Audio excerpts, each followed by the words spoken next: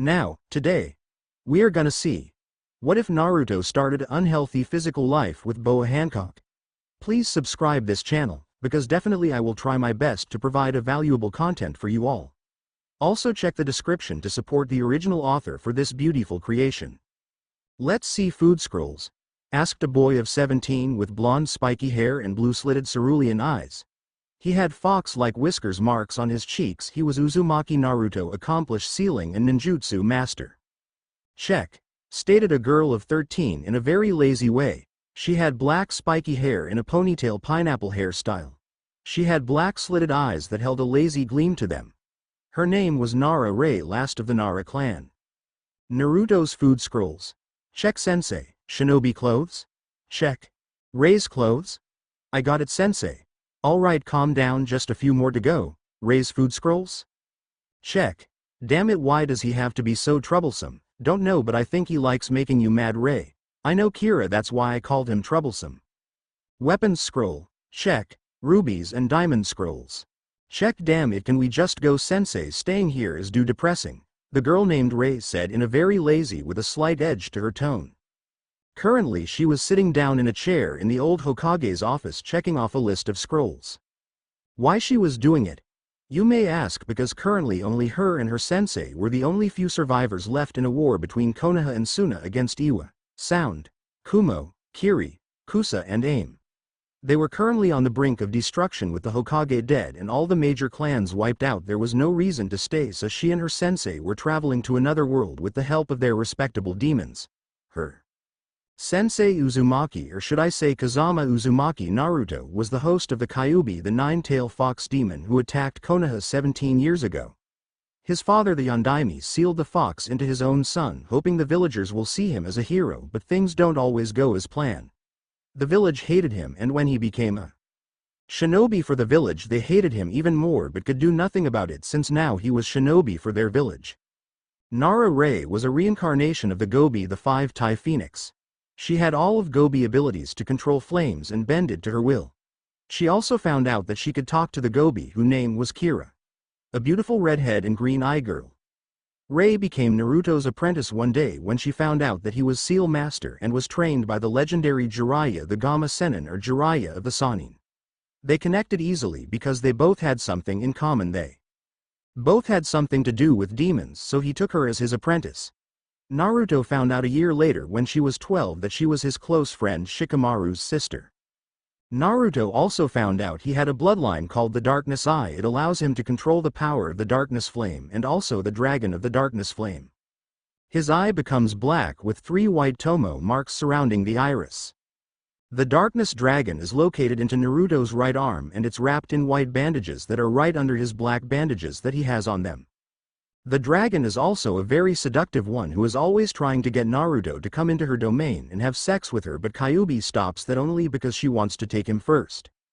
The dragon's name is Shia and is always helpful when she needs to be by letting Naruto use her sons for the Darkness Dragon technique. This eye also allow him to track fast-moving objects like the Sharingan, but unlike it he is able to have perfect chakra control.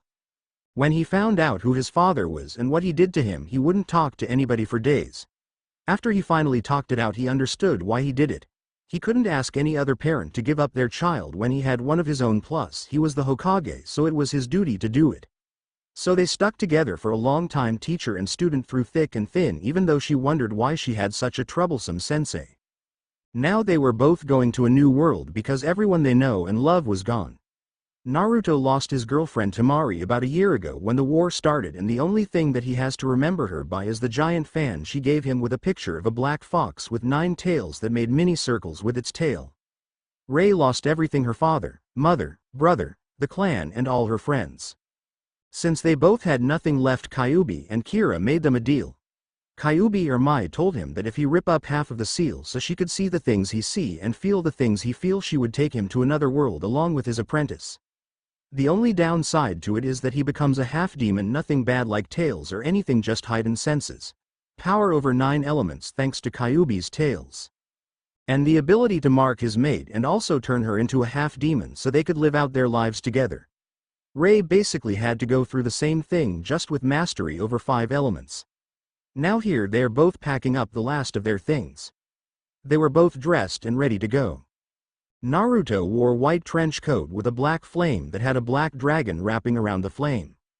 He also had the darkness flame written in kanji right below his shoulders.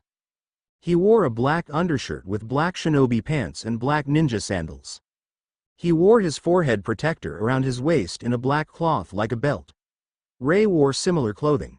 She had on a black trench coat with a white phoenix on the back with 5 tails. The words phoenix written in white kanji letters. She wore a white undershirt with black flames at the bottom of her shirt. She wore black shinobi pants with black ninja sandals. She wore her forehead protector that was in a black cloth around her left arm. Forbidden Scroll of Seals. Naruto asked, jumping to his feet from his spot on the floor with his fan strapped to his back. Check in Naruto family scrolls. Also check now. Can we go? She asked in her same lazy tone but with a hint of eagerness in them. Yeah, sure, make sure you have a tight grip on me when Kyuubi starts the jutsu, he told her right before he contacted Kyuubi. Kyuubi were ready, he told the Demon Queen. Naruto blue slit eyes soon turned into red slitted eyes, indicating that Kyuubi was in control. Right now hold Rei-chan while I do this jutsu, she told the girl, and when she thought that Rei was on tight enough she started her jutsu. The jutsu itself took about 10 minutes to do and Kyuubi had done over 1,000 seals. After about 5 more minutes Kyuubi was done with the jutsu and called out, "Universal Transport no Jutsu," and then they both vanished, leaving their old world behind and going to a new one where they could start over. Alabasta. When they arrived in the new world they both knew they made it. They took in their surroundings. They were at loading dock. 20 ships with the word marine on them with hundreds of people on each one. Soon they got bored and started walking around when a marine walked up behind them and tapped Rei on the shoulder. Acting on reflex, she kicked the poor marine in the face, making him crash into some nearby wine barrels. When the others saw this they dropped what they were doing and turned towards Naruto and Rei. While said girl rubbed the back of her head like her sensei does when he does something embarrassing. "Sorry, I hope I didn't hurt you too bad," she told the marine lazily. This only riled up the other marines, saying things like, "You can't apologize talking like that," or, "She struck a marine, that's against the law." While they were talking both Naruto and Rei walked away talking about other things. "You know you should really work on that reflex of yours, it's going to get us in trouble one day." Naruto lectured her while walking down the road, continued to ignore the complaining marines that is until a group of them surrounded them. "Why are you morons bothering us? We had a long day and we just want to go rest," Naruto complained while rubbing his temples. "We're going to make you pay for striking a marine." A soldier of the world government called out one cocky marine before he charged at Naruto. Before he could even reach him he was silenced by a kunai at his neck by one Naru-Rei. "Make any move and you die," she said, losing the laziness in her voice and replaced it with a cold one that sent shivers down the surrounding marine's spine. Then she pointed at the frightened marines. "You guys make any moves and he's dead," she said, pointing at the now whimpering marine. Taking the now whimpering marine, then shoving him down to ground, she turns and walk away only to be grabbed by a cloud of smoke. She turns and looks at her assailant and sees it a man with white hair with black eyes who was smoking a cigar. He had on a white jacket with the words justice written on the back in kanji. He also had a big judy strapped to his back. He wore no shirt and had many cigars on his jacket. He wore green pants with a pair of black shoes. "Now Smoker-kun, why don't you let me handle her for threatening my men?" said a woman with light pink hair that went to her back with black eyes. She had red lipstick on with a cigarette in her mouth. She wore a blood-red suit with black dress shoes. "Now why don't you tell Captain Hina your name, little girl?" Captain Hina asked Rei, who was still being held by Smoker. "Nara Rei," she said simply and lazily with a small smirk on her face that infuriated the captain, but she held it back and saved it for the bashing she was going to give the little girl. "And you are?" Smoker demanded from Naruto. Said boy only looked at him with an annoyed expression on his face before reaching for the fan on his back and slamming on the ground, making a number of marines jump. "Uzumaki Naruto," he said with a smirk on his face. "Now that the introductions are done, why don't you let go of my apprentice before I make you smoky man?" He finished with an even bigger smirk than before, but on the inside he was thinking different thoughts. Holy shit, is he made out of smoke or something? Causing Kyuubi to sweat drop at her container's response. Smoker said nothing, only held her tighter and pulled her towards him. Seeing this, Naruto picked up his fan and opened it up, showing his black fox with its 9 tails in all its glory. Many stared at it in confusion and awe while the captains stared at it with an eyebrow raised. "What are you going to do with that? Swing it!" one of the Marines yelled, causing a chorus of laughter to fill the air. Naruto looked at them with annoyance before shutting them up with a massive amount of killing intent. Many of the Marines wet themselves while the others were shaking and seeing their deaths before their eyes. The captains were also shaking and scared, but they wouldn't show it. "Who is this kid?" both captains thought simultaneously. "Yes, that's exactly what I'm going to do," he told them. "Ray, get ready." When he heard a "yes, sensei," he started his attack. He brought the fan back and swung, then yelled out, "Kamaitachi no jutsu," then a giant gust of slicing whirlwinds made their way to the Marines. When the attack reached Ray, she used a simple kamawari to replace herself with a Marine who wasn't in the line of the attack, making him and everyone else get caught in the attack. Smoker got hit the worse. He was bleeding all over his body. "Damn, who is this guy? Did he eat the K's? No, am I? I really shouldn't have underestimated him," he thought before his world went dark. Captain Hina hid behind one of the buildings and called for some reinforcements. "That guy, he just took out Smoker and about 200 of my soldiers. Hina is not happy," she thought angrily right before she rushed out of her hiding place towards Ray direction. Scene change. With Ray. Meanwhile, Ray was fighting the incoming reinforcements. She was cutting through the soldiers with such swift movement with her kunai it was as if she was dancing. She jumped back a long distance when she saw about 100 soldiers rushing towards her. Going through some hand seals, she called out, "Kagemain no jutsu." Success! She had captured them all in her shadow. She dug in her pocket and took a solider pill, then popped it into her mouth, blasting her chakra levels to new heights. She then made another hand seal and says, "Kage Kyubi Shibari no jutsu," and started choking them all with her shadow until they went unconscious.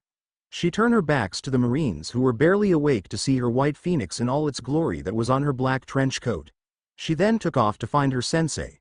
What she didn't notice was that there was a certain Marine who didn't fight who took a picture of her when she first did the Kagemain, who also took off to follow after her. Before she could get to her sensei, she stopped in her tracks when she saw who was in front of her. Captain Hina was there with her hands on her hips with a pissed-off expression on her face. "Hina is really pissed," she said coldly before rushing at Ray with speeds that said girl could barely keep up with. She suddenly felt an intense pain go through her head before she was sent crashing through one of the Marine ships. Picking herself up holding her bleeding head, she finds herself surrounded by more Marines with Captain Hina jumping through the recently made hole in the ship. "Damn, she's fast," Ray thought looking up at Hina's smirking face. "What are you going to do, Ray? Let her beat you?" Kira snarled, speaking up, giving a mental glare at Ray from her cage. "No, I'm not, Kira. Let me use some of your chakra. They're going to feel the full force of my power over the shadows," Ray told Kira, smirking at the surrounding Marines. "I told you once before, it's your chakra, not mine," Kira told her while feeding Ray some of her chakra. "I know, but as long as your spirit is inside of me, it is still your chakra," she told her grimly, knowing what would become of her friend's spirit one day. As soon as she finished her thought, she felt the effects of Kira's chakra flowing through her, making her appearance change slightly. Her black hair soon had highlights of red and yellow going through them. Her eyes changed from black slits to gold ones with a tinge of red in them. She was now showing a small fang sticking out the corner of her mouth. Her nails turned into claws and was covered in flames. Her whole body was giving off a golden and red aura. When she sees the reaction of the Marines, she gives a small smirk before disappearing and reappearing in front of Hina, giving her solid punch in her gut with her right flaming fist, making Hina scream out in pain while clutching her scorching stomach. Before she could get over her pain, she felt a kick connecting with her chin, sending her out of the ship, making her crash into another one station right next to it. Coughing up blood, she stared at the girl who was giving her so much pain, dealing with all of her men like they were new recruits. Fresh into the Marines, she was fighting about 50 of her men on land with her appearance returned to normal, glaring fiercely at them. Ray soon rushed at the group of Marines that were trying to block her way from going to her sensei.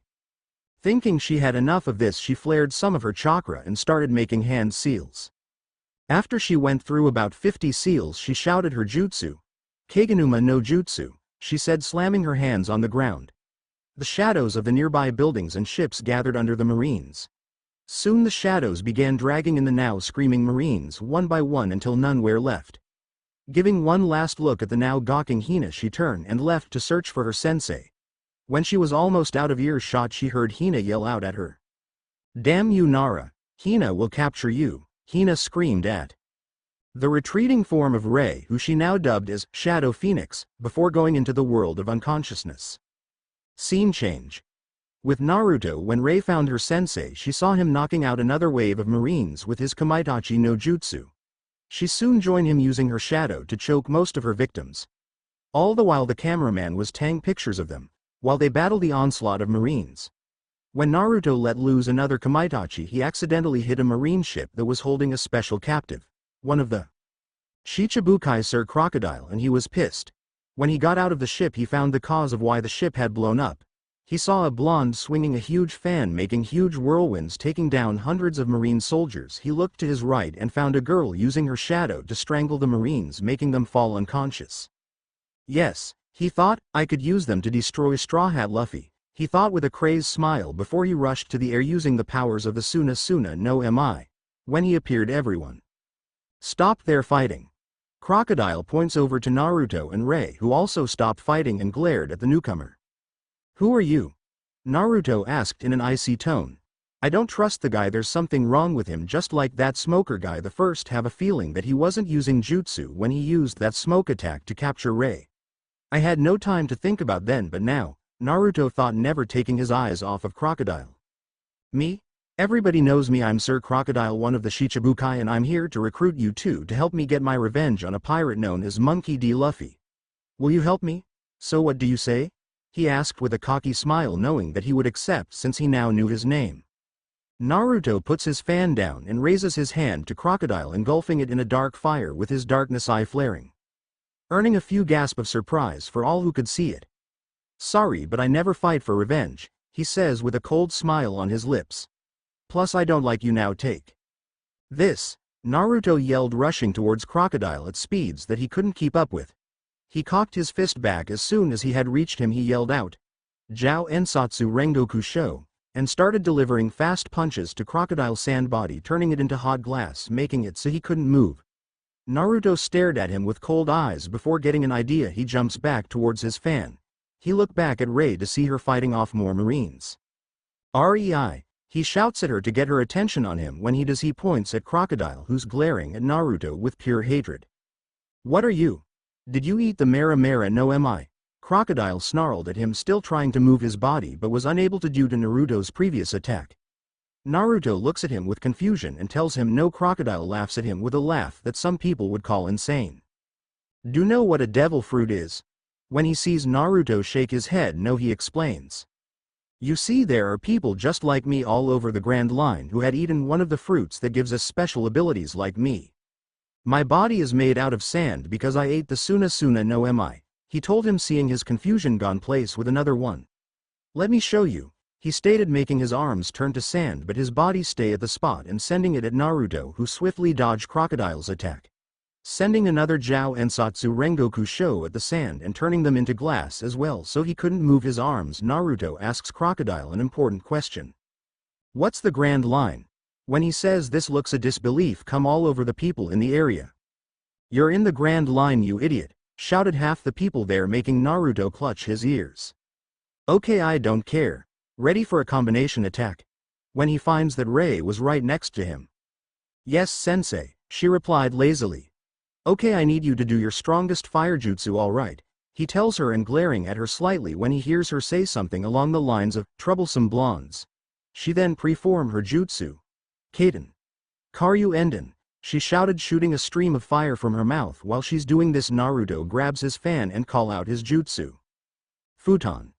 Daitopa. When the powerful air blast collided with the fire jutsu, it turned in a giant firestorm heading right at Crocodile, who was staring at the storm in fear. When the firestorm hit, they called out, Fuyasutomu no Jutsu. They shouted in unison, turning Crocodile's sand body into a glass one. They turned to see the many marine boats lined up at dock. Looking at one another, they came to a silent agreement. Going through some hand seals, they call out their jutsus. Sweden. Daibakufu no Jutsu, Naruto shouted, destroying half of the marine ships with large water blast from his mouth. Sweden. Suiryuden no Jutsu, Rei called out, creating a water dragon and destroying most of the other marine ships. They see 3 marine ships remaining and rushed towards one of them. Naruto uses a few cage bunshin to get the ship to start moving, and they soon headed out to sea, leaving the defeated Marines and one very pissed off Captain Smoker who just regained consciousness to make his report to the world government leaders. Scene change. Marine headquarters. "Did you all hear Smoker's report?" said one of the men in the shadows holding a cane. "Yes, I did, but I find it hard to believe that only 2 people, 2 out 2 of our best, and they're men," replied another man running his hand through his long beard. "I also find it hard to believe, but we all know that Smoker would not lie to us about something so important," an old woman said, tapping her fingers on the desk in front of her. "Yes, and also he said that they had strange abilities not connected to the devil fruits," said another one of the men with brass knuckles on his hands. "Yes, an ability to use shadows to bind and choke people, and who knows what else this girl could do with them," said the woman, looking at a picture of Rei performing the Kage Kyubi Shibari no Jutsu on a dozen Marines. "Also reports say that she killed a few dozen soldiers by engulfing them in her shadow," said the man with the cane, now passing the picture with Naruto on it with his giant fan in his hand performing the Kamaitachi no Jutsu. "This boy Uzumaki Naruto is also a dangerous one," said the same man with the cane. "Smoker tells me that he is the girl's sensei," said the woman, also looking at Naruto's picture. "The report says that he is able to summon fierce winds with them and is capable of taking down 100 Marines with one swing," another woman says, this time a lot younger than the other one.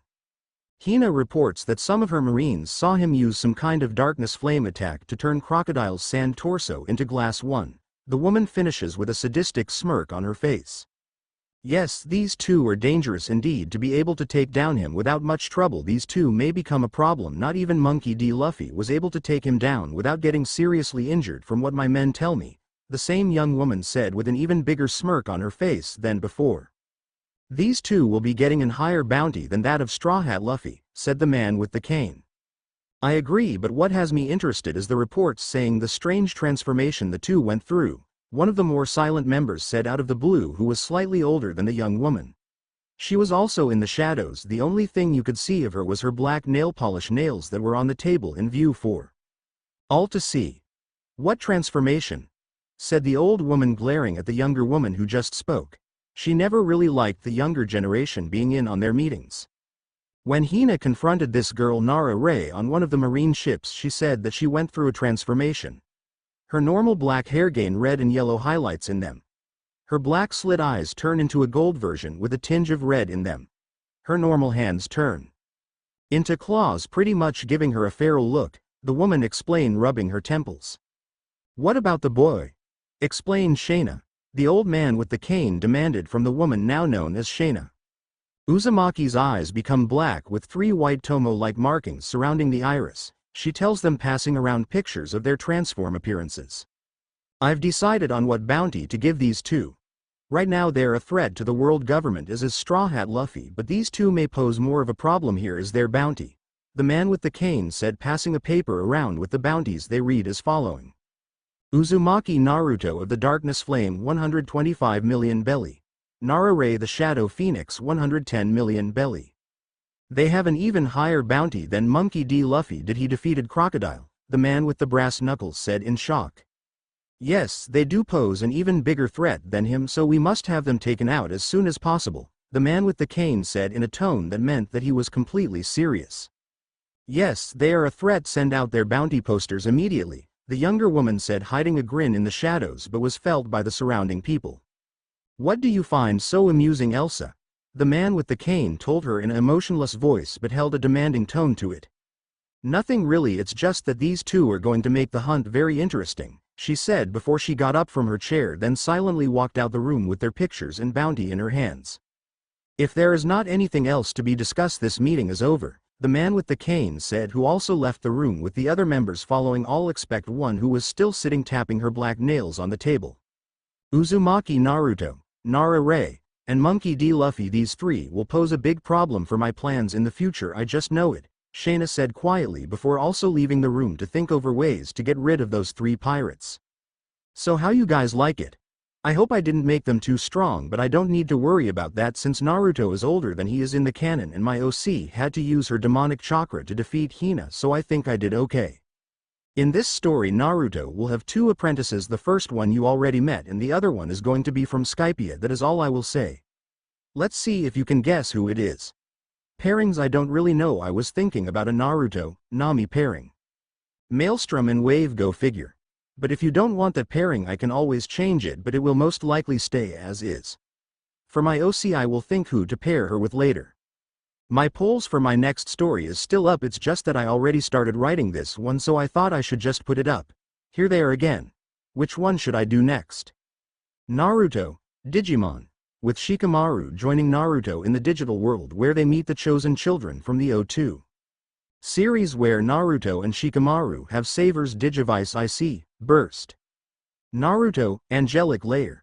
13-year-old Naruto experimenting with hand seals and ends up in this world where he witnesses the final round of the Angelic Layer tournament where Hikaru and Athena fights, and he joins the next tournament 2 years later with his angel, Naruto, WITCH. 18-year-old Naruto attempts to go to the past but ends up in another world in his 14-year-old body, helping the Guardians against their fight to protect the heart of Kandrakar.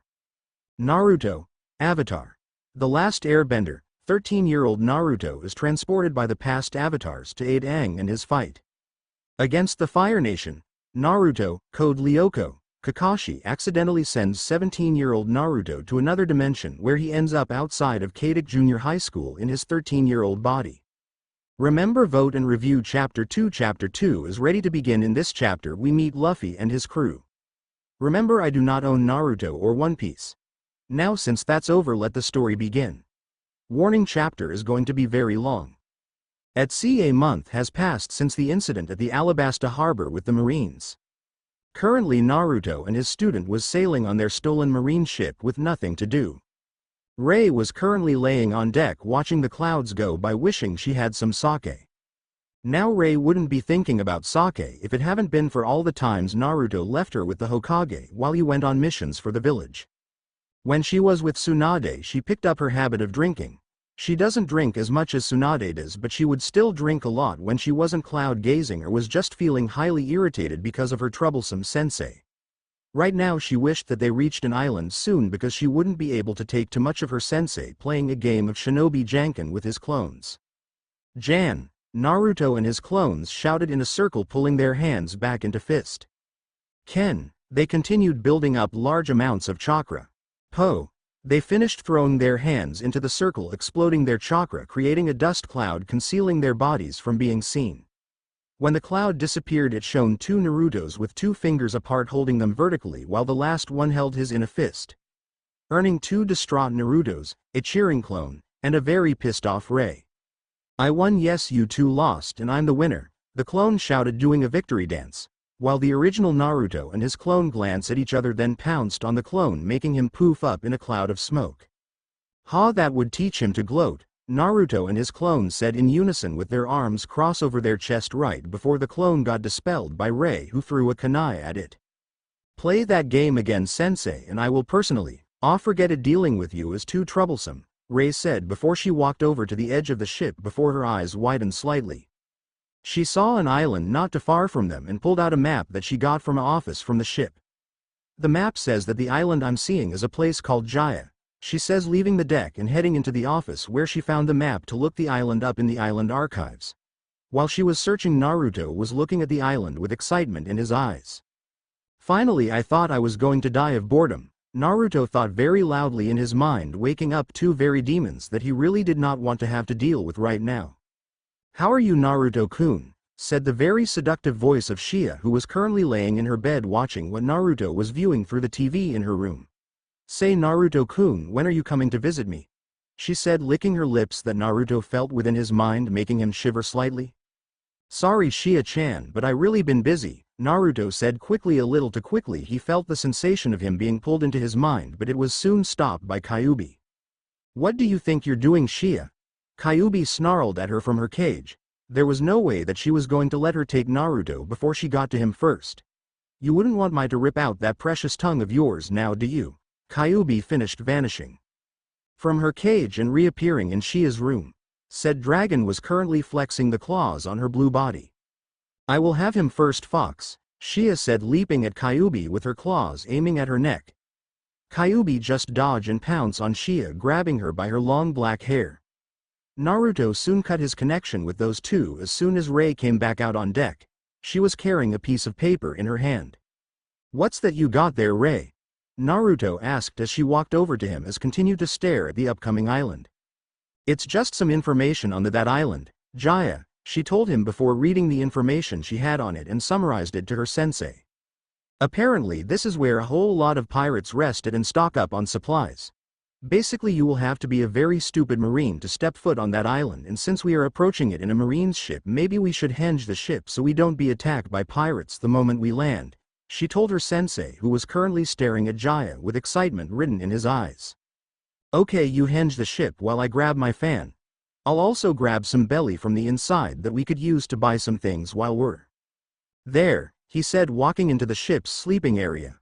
"And with that money some sake," Rei said lazily while going through the hand seals for the henge no jutsu. When she was done, the ship changed from a blue and white marine ship into a black and white parade ship with a black phoenix with crossbones on it surrounded by a blue flame. "Now since that's over, time to watch the clouds," she thought as she lied down and began to stare at the clouds until she drifted off to sleep. Scene change. Jaya Island. After landing at port, Naruto and Rei exited their disguise ship.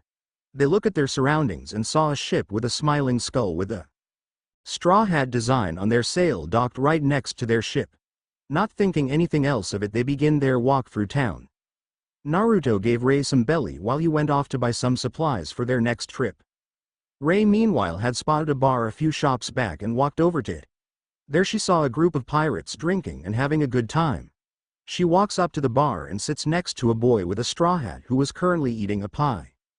"Barkeep, can you give me a bottle of sake?" she asked the barkeep lazily while gaining the attention of the people who was sitting next to her. A girl with orange hair turned to her with a shock expression on her face but said nothing and decided to watch, as did the guy with the straw hat and the man with green hair. "Don't you think you're a little too young to be drinking, girly?" the man at the bar said rather loudly, gaining the attention of the people in the bar. She just looks at him with a bored expression on her face before answering. "Have you ever heard the saying, old enough to kill, old enough to drink, huh?" she asked him lazily, resting her chin on her hand, giving the barkeep a lazy look. She soon directed some killer intent at him while flashing her eyes gold for a brief second, but this was only caught by a few people. "You killed before?" the man with green hair asked her, eyed her suspiciously. She looks at him for a minute and answers his question while never breaking eye contact with him. "Sadly, I have. Such is a life for a shinobi," she told him before looking back at the nervous barkeep. "Now I would like some sake. I spent too long on the ship with my troublesome sensei and I need some to calm my nerves," she told him in the same lazy tone, but it held some irritation to it. When she sees the man bringing her a bottle, she smirks a little before drinking it down before asking for another one. The girl with orange hair and red eyes decided to speak up. "Wow, I never seen a kid down sake like that before. I'm Nami, and you are?" Nami asked her, extending her hand to Rei. "Nice to meet you, Nami. My name is Nara Rei," she said while shaking her hand. The man with green hair spoke up next. "Roranoa Zoro," he says, and receive a nod from Rei. Then the boy with the straw hat spoke up next with a piece of pie attached to his fork. "You can call me Monkey D. Luffy and I'm their captain," he shouted with a big goofy smile on his face. Rei stared at him for a second before chuckling and asking for another bottle of sake. What they didn't notice was a man walking up to them with a wine bottle in his hand. He was just about to strike Rei when he felt a sharp object to his neck, making him drop the bottle, making it break on contact, earning the attention of everybody in the bar. When they see who's making the commotion, they see Naruto holding a kunai to the pirate's neck. "Sensei, what are you doing?" she asked him in a bored tone, only to earn a hard glare from him, making her flinch slightly. Luffy and his crewmates watched but did nothing to interfere with it, but all had their separate thoughts about him. Who is this guy? The first didn't even hear him walk into the bar, Zoro thought, eyeing Naruto spuriously. Luffy was having different thoughts, real different thoughts. I got to have this guy join my crew. He didn't even make a sound when he appeared, the captain thought with a twinkle in his eye that did not go unnoticed by his crewmates. Don't tell me he's going to do what I think he's going to do, Nami thought, placing her palm on her head and shaking it. She then turned back at Naruto and blushed slightly. Well, if he does I wouldn't mind, he does look good, she thought, staring at Naruto before she blushed harder at what she just thought and turned to the ground. Where did That thought come from I don't even know the guy, he may be someone dangerous. She finished, turning her attention back at Naruto, who still had his kunai at the pirate's neck. Rei. Naruto spoke coldly at her, making her flinch again at the tone of his voice. I told you before, you shouldn't drink too much, it dulls your senses, you should always be aware of your surroundings. This ass right here was about to strike you while you was happily drinking you precious sake, he told her, glaring harder at her while shoving the man the ground and kicking him over to his other pirate crewmates. He turned his head to look at them, daring them to attack him while blasting them with a massive amount of killer intent that filled the whole bar, making everyone there shake in fear and some collapse to the ground. Expect for 4 people. These 4 were looking at Naruto carefully. One was a man with black hair with a black cap over his head who was watching him with interest. Zoro was watching him with a mixture of respect and suspension while also thinking, who is this guy? Luffy couldn't wait to ask him to join his crew. Rei was looking down at the floor with shame, thinking about how she let her love for sake almost made her make a serious mistake. Turning his attention back to Rei, who was still looking at the ground, he softened his features and walked up to her. He placed his hands on her shoulder and smiled at her, causing Nami to blush slightly while still trying to get over the killer intent she felt earlier from him. Rei looked up at him with a sad expression on her face. Sighing, he spoke up to her. Rei, it's alright, I forgive you, he said with a small smile that caused her to smile but soon dropped it after what he said next. But for punishment I will be upping your whites by 100, he told her and laughed when he saw her glaring at him while muttering, damn troublesome blondes. He turned his attention to the 3 people who was sitting with Rei and saw their shock expressions are in Luffy's case, stars in his eyes. Come on Rei, we have to go see someone, Naruto told her and began to walk out but stopped when he heard Nami call out to him. Hey wait, what's your name? She yelled out at him. He turned to her and stared into her red eyes. He then stopped his staring and walked up to her with the best idea came in mind. This is going to be interesting, Naruto thought as he walked up to her and pressed his lips to her hand. The name is Uzumaki Naruto, and what would be yours? He asked her coolly, earning a blush from her and a smirk from Zoro. Rei looked at him, shaking her head, mumbling about troublesome blondes. Luffy looked at him with confusion before going back to his pie, thinking about ways to get him into his crew. The other people in the bar was watching silently, not wanting to anger the blonde again, while their captain was watching in anger. Nami, my name is Nami, she stuttered while inwardly thinking. Damn it, what the hell is wrong with me? I do not know this guy, but I'm acting like some love-struck girl, she thought with a mental frown while smiling on the outside. That's a pretty name, Naruto said and walked out the bar with Rei behind him. Before they were out of earshot of the bar, they heard loud laughter and sounds of broken glass inside the bar but chose to ignore it. Sensei, where are we going? Rei asked him, yawning very loudly. He turned to her and started walking towards the forest.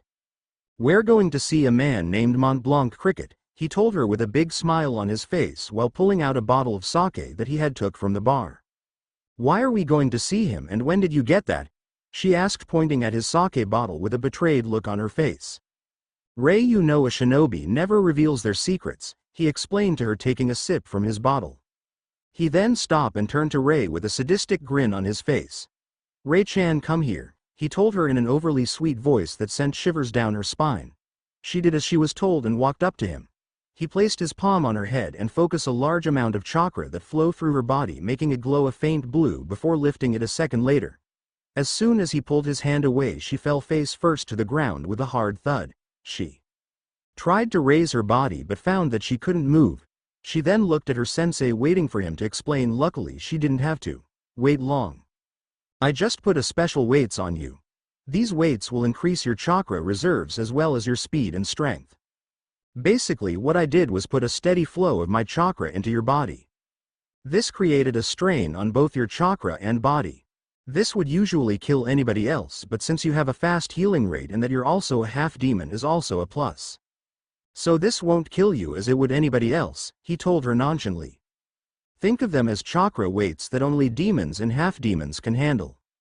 Since any ordinary person would die under the intense strain of it unless they were made out of rubber or something weird like that, he told her, waving his arms in the air in exaggerated manner.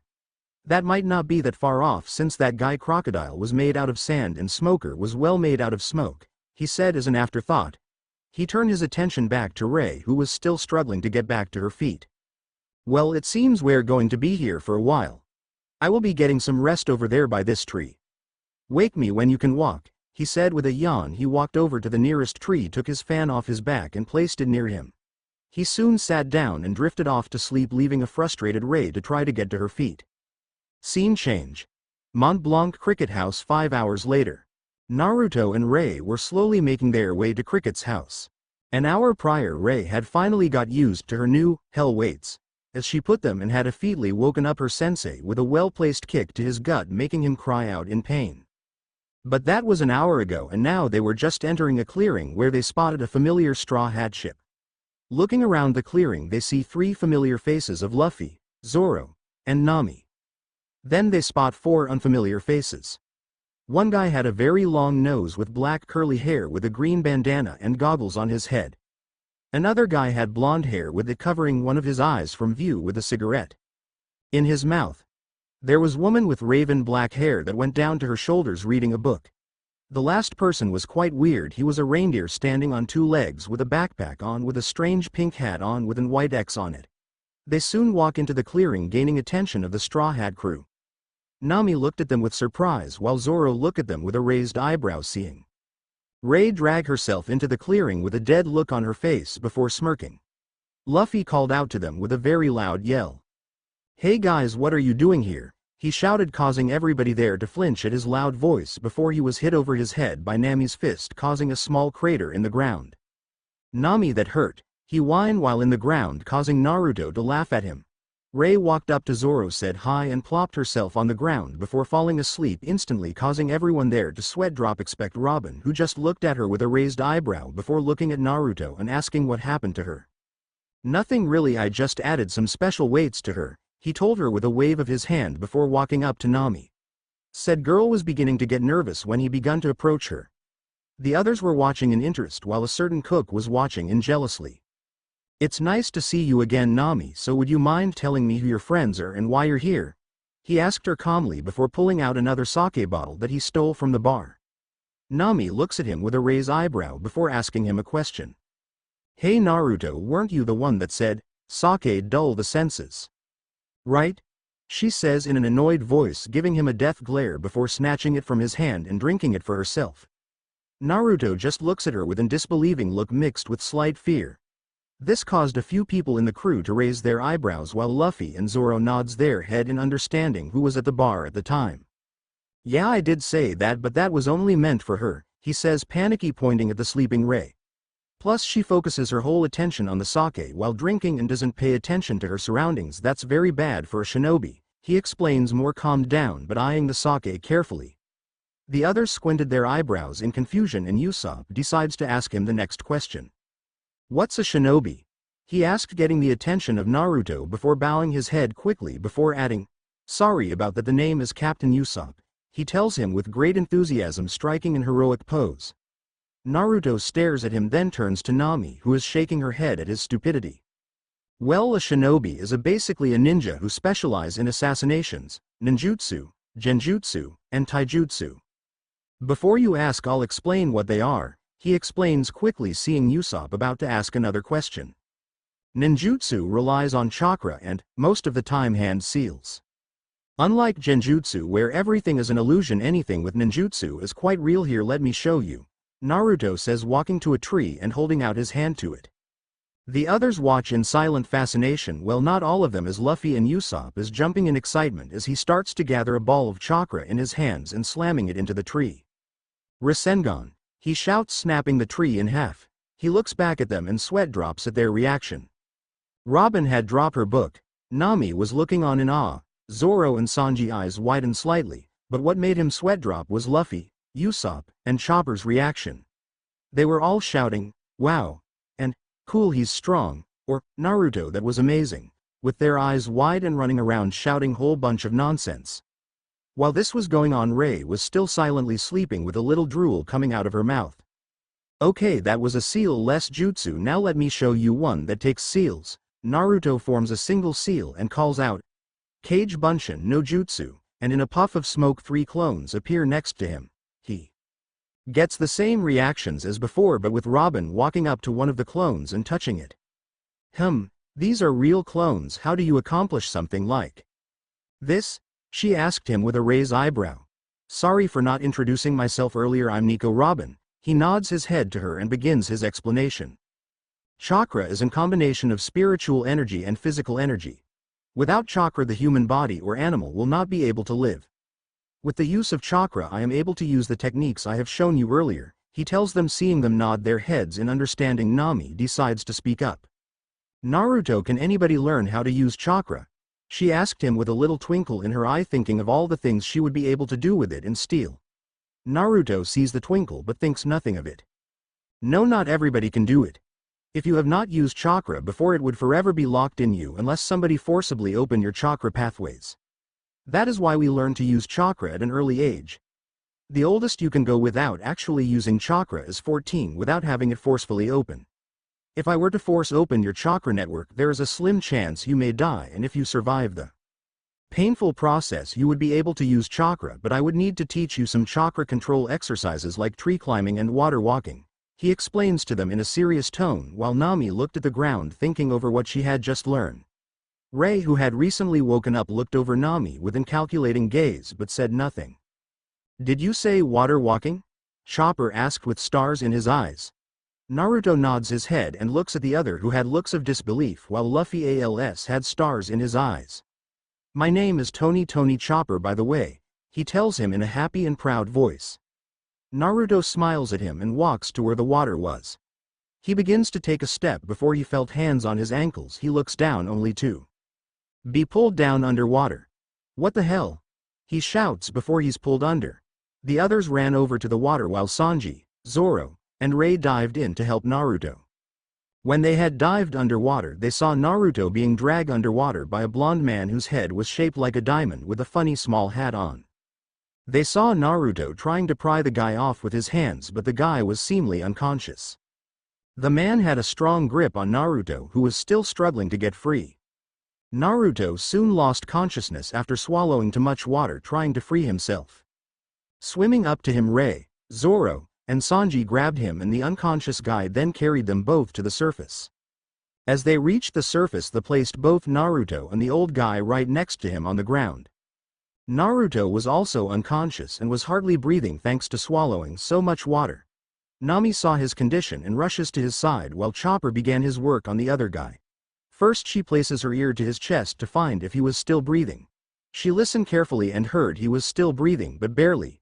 She puts her hands on his chest and starts pumping it, all the while in deep inner conflict with her emotions. Why do I care so much? I only met him a few hours ago, she thought to herself, still pumping his chest. Why not? He is cute after all, said her inner subconscious. But it's not logical. I can't fall for someone I don't know.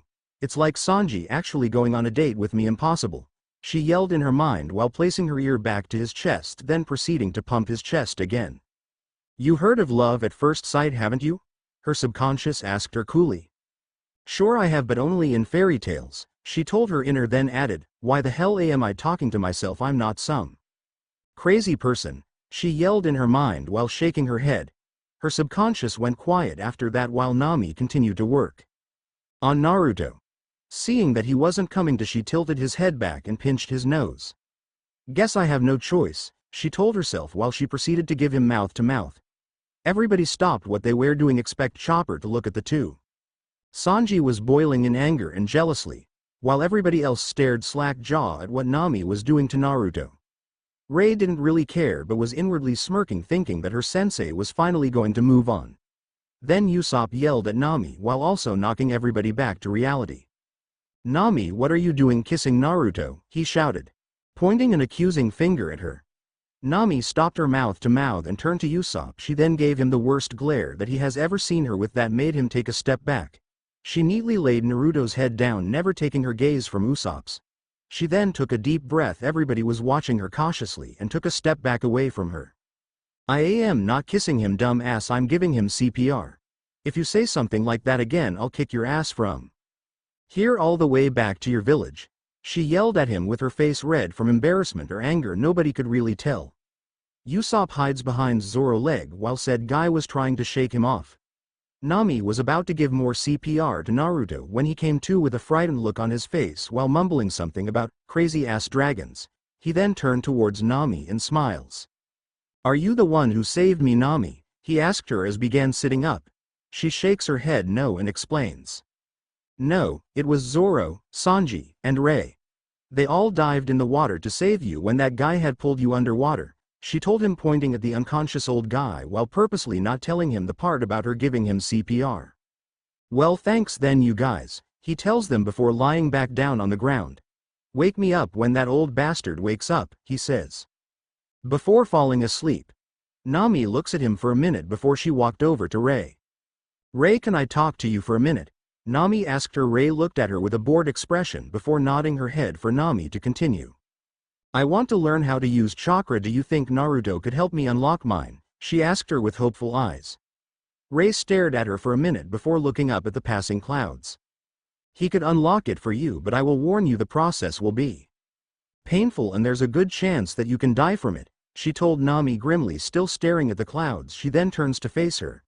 Are you sure you want to do this? She asked her, completely serious. Nami nods her head yes and stare up at the clouds as well. Fine, I'll tell him when he wakes up, Rei told her before turning her gaze back to the clouds. Time skip. 3 hours later, inside the old guy's house, who they later found out was Mont Blanc Cricket, who was diving in the sea to search for the lost city of gold. He told the others there that he was searching for it to prove his ancestor Mont Blanc Norland was no liar, even though he didn't exactly say that. They all knew what he was doing, even if he was trying his best to hide it. The Straw Hat Pirates asked him what he knew about Sky Island. He told them that he never been there, but there was a way of getting up there by taking the knock up stream.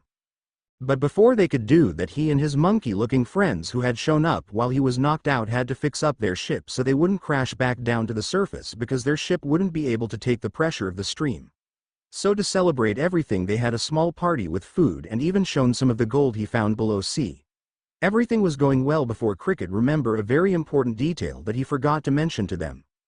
You guys have to get to the forest fast, he shouted at them, causing everybody to look at him in confusion before his two monkey friends understood where he was coming from.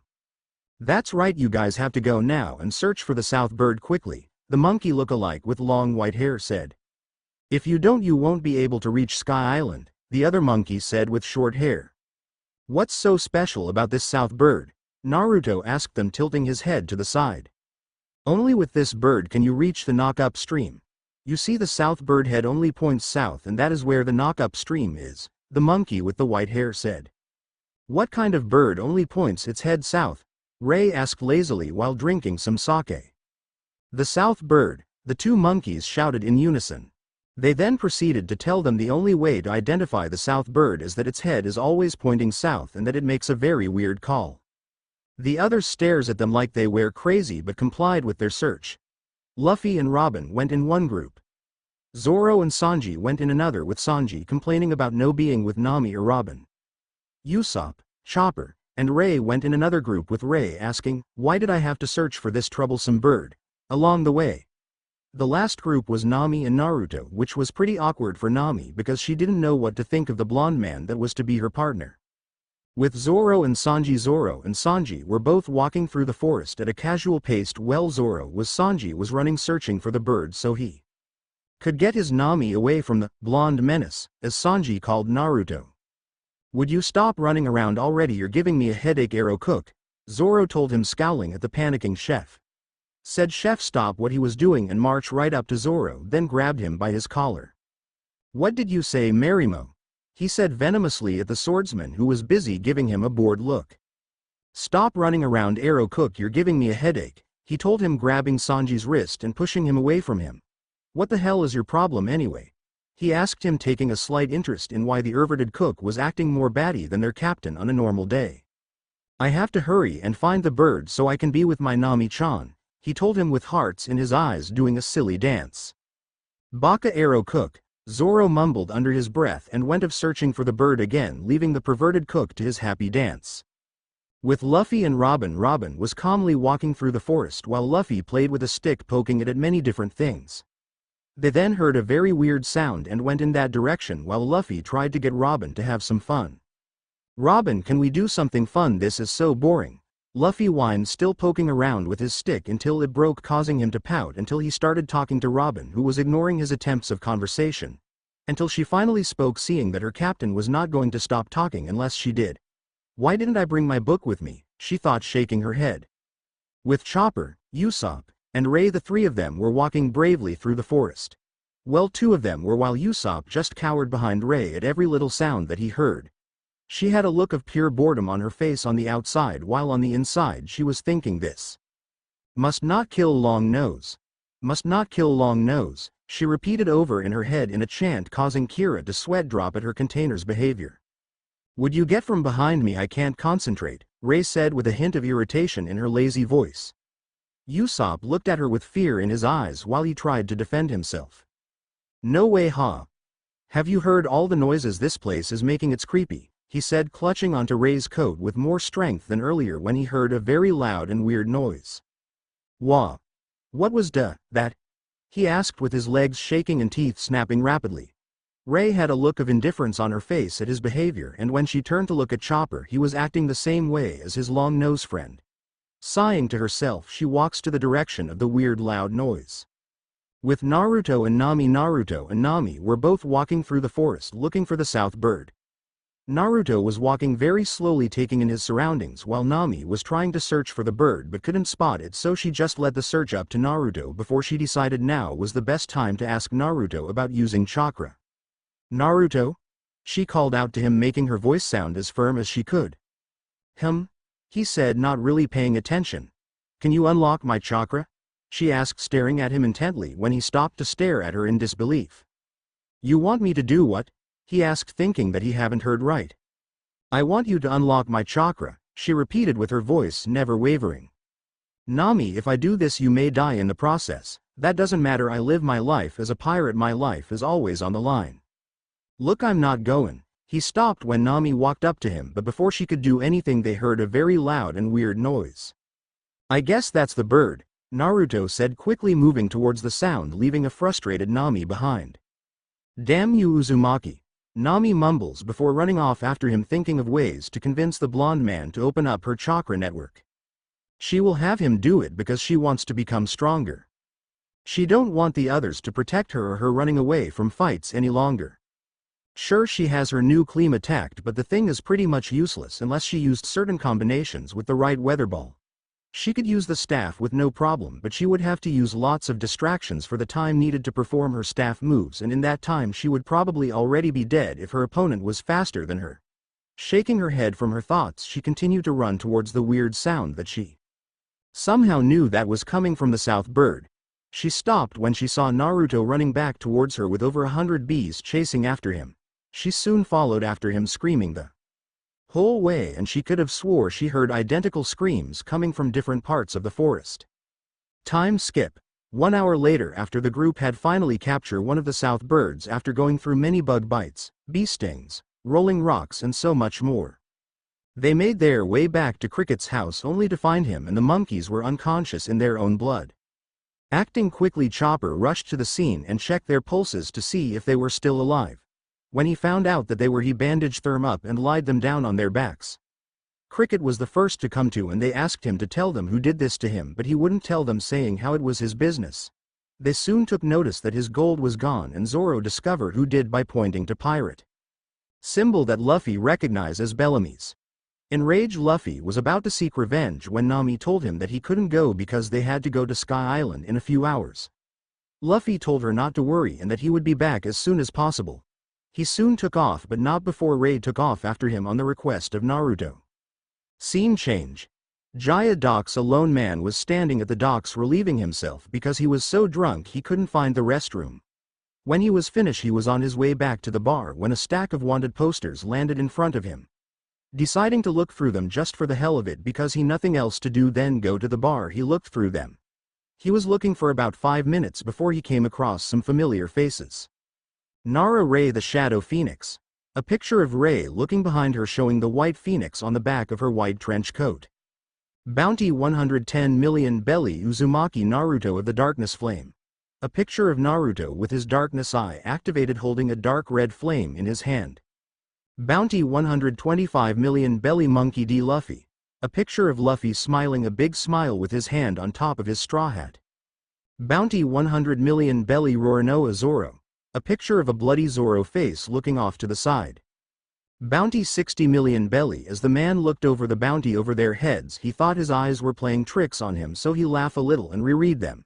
His face turned from giddy to a horrified expression before he made a quick dash to the bar to warn Bellamy.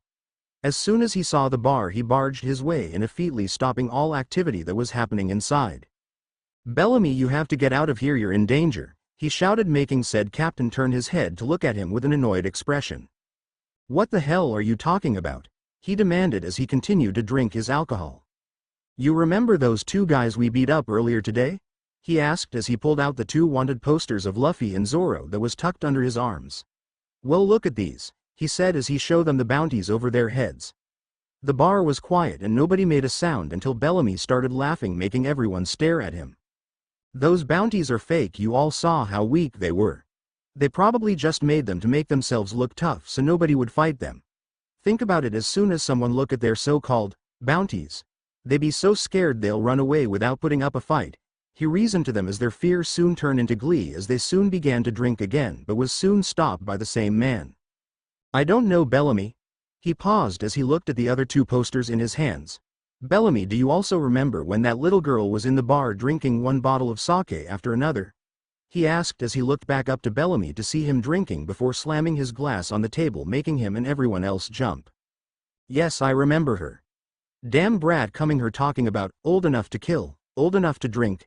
She would have been killed if it wasn't for that man who saved her," he said as he poured himself some more alcohol. "You're still in danger of being killed, look," he said as he showed them the other two posters of Naruto and Ray, making him drop his glass in shock. The other people who were holding their glass mirrored him or just spit out their drinks. Soon Bellamy composed himself and told the man what he thought about them. "They're weak as well. Those must also be fake. Who runs away from a fight like they did with bounties like those?" he said simply before laughing loudly to himself. "I mean, come on, how would a little girl like her have such a high bounty? Shadow Phoenix, what a pretty name for such a little girl," he said, laughing. Soon enough the whole bar began to laugh loudly, to expect the one man who was continued to stare at their bounty posters. Soon all laughter stopped when they heard a loud yell. "Bellamy, get out here," shouted Luffy, making the man smirk before he walked out the bar with his men behind him. When they exited the bar, they saw Luffy standing on top of a building glaring down at Bellamy with hate in his eyes. They didn't notice Ray, who was sitting behind them on top of the bar with a bored expression on her face, until she spoke out to them. "Can we hurry and get this over with so I can get some sleep?" Ray said lazily, making everyone look at her with wide eyes except Luffy, who already knew she was there. She then yawned before effortlessly jumping off the bar rooftop to the ground in front of Bellamy and his crew. She stared at them lazily before walking up to a building directly across from them. She looked at it as if examining it before she leaned against it and crossing her arms, turning her gaze back at the crowd who had their eyes twitching. "I'm only going to ask once, return the gold and no one will get hurt," she told them in the same lazy tone as before, making them even more irritated. "That's right, return Diamond Head Osan gold you stole," Luffy shouted, turning all the attention back on him, making Bellamy laugh along with the rest of his crew. Soon more pirates began to crowd the area to see what the commotion was about. Among those people was the man with black curly hair with the black cap over his hair, who was watching with growing interest. "I'm a pirate, what I steal is mine to keep," he replied, making Luffy glare at him harder and Ray to look at him intently, losing the laziness that were once in her eyes. "When the new age comes he won't have a place in it because the crew and I are going to finish him off," he told them with a smirk, making Luffy stare at him with barley-contained hatred. Bellamy soon turned his attention to Ray, who was staring at him with cold eyes, making him flinch inside. "Mani, take the little girl while I deal with this weakling pirate," he told the woman who had curly black hair with slightly dark skin and black eyes. She wore a black and white striped shirt. She wore black pants with a pair of black boots on. She nodded her head at her captain, then walked over to Ray, who had already pushed herself off the building and made her way to Mina. "The name's Mina.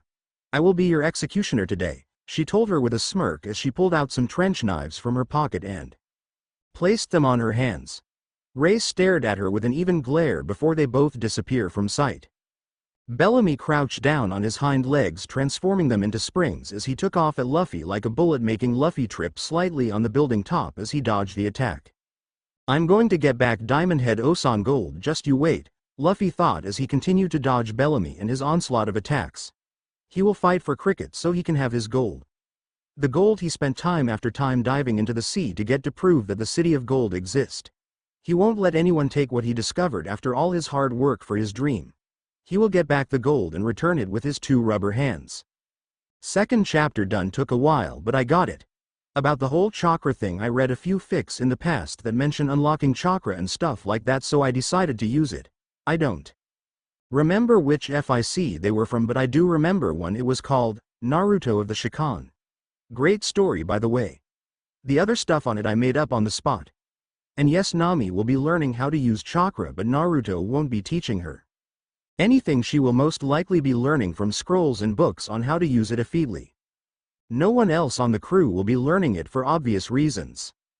But just in case no one knows why, I will tell you. Luffy because he is a rubberman and had eaten a devil fruit along with Robin and Chopper. Zoro because he wouldn't want any help in getting stronger to accomplish his goals. And Usopp because he's a chicken and wouldn't want to take his chances with the procedure of having his chakra network open up. Also, with the high chances of death, he wouldn't even think twice about doing it. So tell me what you think about it and review. Note: chapters for the following stories coming soon: Usagi the Demon Slayer, Chapter 2. The Guardians, Chapter 3. That is all. Take care and check them out. Note 2: starting another FIC, it's going to be a Naruto, Nanoa crossover. My Digimon crossover is still in the planning process, along with my WITCH, Naruto, Avatar, The Last Airbender, Naruto, and Angelic Layer, Naruto crossover. All of these are all my future work, which should be coming in a month's time or sooner, who knows, it all depends on how I'm feeling. But look forward to seeing them. Chapter 3. It's finally time for the 3rd chapter of A New Life. It sure has been a while since I updated this story, but no matter, I will update whenever possible. But since I have so many different stories, it may be a while before I come back to this one. Oh, and before I forget, the disclaimer. I do not own One Piece, Naruto, or the techniques from the show Yu Yu Hakusho that may show up from time to time. Now on with the story, and hope you enjoy it. Rei ducked under a punch Mani threw at her and countered with a knee to the offender's stomach. Staggering a little bit, Mani charged at Rei once again, who skillfully dodged every hit she threw at her. She actually found herself letting a little cocky smirk reach her face, until she felt the air in her lungs leave as she was punched in her stomach, sending her to the ground. "You shouldn't get cocky, little girl," she said as she blurred from sight and reappeared behind Rei with her trench knives pointed at the girl's neck, ready to cut it open. "Because it will get you killed," she finished as she cut Rei across her neck, only to find that she had cut through a log. Perplexed at this, Mani looks around for Rei, only to find the girl leaning against a building, staring at her with a bored look on her face. Mani, the pirate crew, and everyone looked at her, then back at the log, then at Rei again with wide eyes. "How the hell did you get over there?" Mani snarled as she charged at Rei again, only to find herself unable to move. "Kageme no Jutsu success," Rei said with a smirk on her face, but soon dropped it when a cloud covered the area, making her shadow disappear from sight, setting Mani free. She looks up at the sky with an annoyed look. "You choose now to appear," she said, a little ticked, but when she turned her attention back to Mani, only to find her charging her once again. Sighing to herself, she pulled out 2 kunai from her holster on her leg and met Mani charge head on. The two collided as their blades made contact with each other.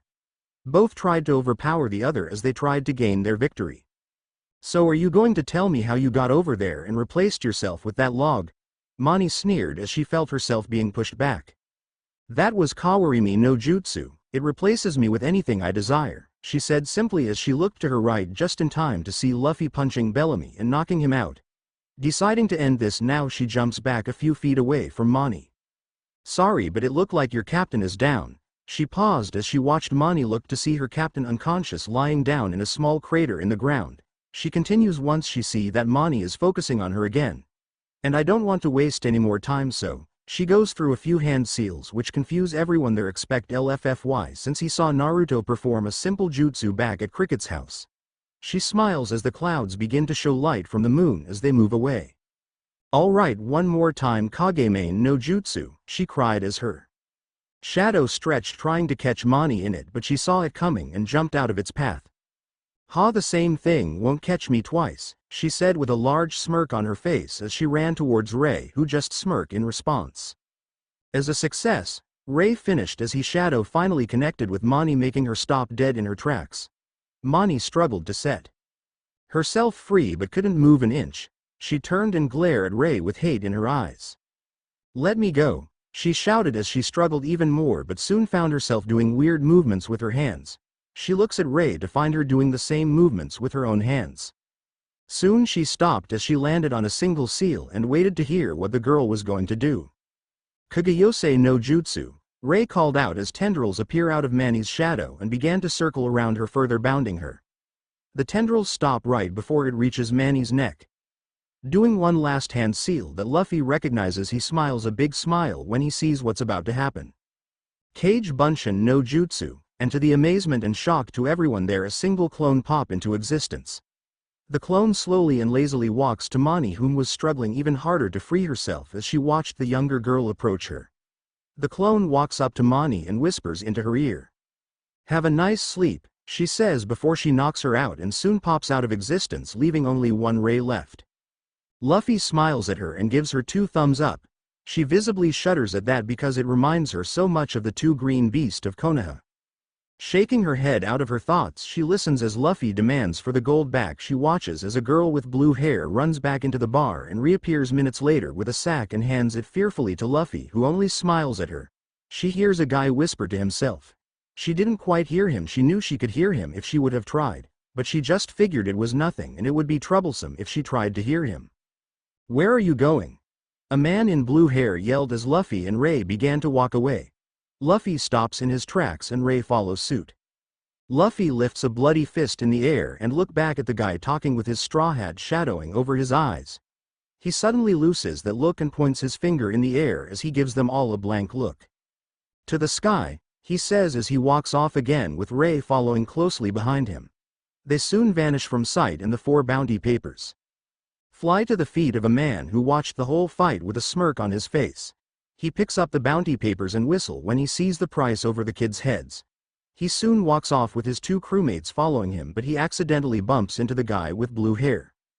"Hey, watch where you're going," the man shouted in anger. Not liking the tone of his voice, the man slams the man face fist into the ground. "No, you should watch where you're going. Now let go, boys. I found who our target are going to be," he said as he showed the bounty papers. The men smiled at the numbers and one of the men with a gun hoisted up on his shoulders. Roronoa Zoro 60 million belly, Monkey D. Luffy 100 million belly, Nara Ray 110 million belly, and Uzumaki Naruto 125 million belly. "Just what exactly did these kids do to get such high bounties?" the man asked as he took a closer look at their faces. "Don't know, Van Augur, but rumors say that they all got bounties, all in Alabasta," a sickly-looking man on a sickly-looking horse said. "Who care how they got their bounties, Doc Q? This is how we're going to get big, and all we have to do is defeat these 4 pirates," a man with purple hair and a mask covering his head said. "Jesus, Burgess is right. We have to defeat them and our plan will be underway," the man with a black beard said as he smiled a big goofy smile showing off a few of his missing teeth. "Now let's go, crew," he shouted, earning a few glances by a few pirates passing by them. "Right, Captain Blackbeard," they said in unison and marched off to the docks. With Naruto. "I wonder what's taking them so long," Naruto whined as he ate a cup of ramen.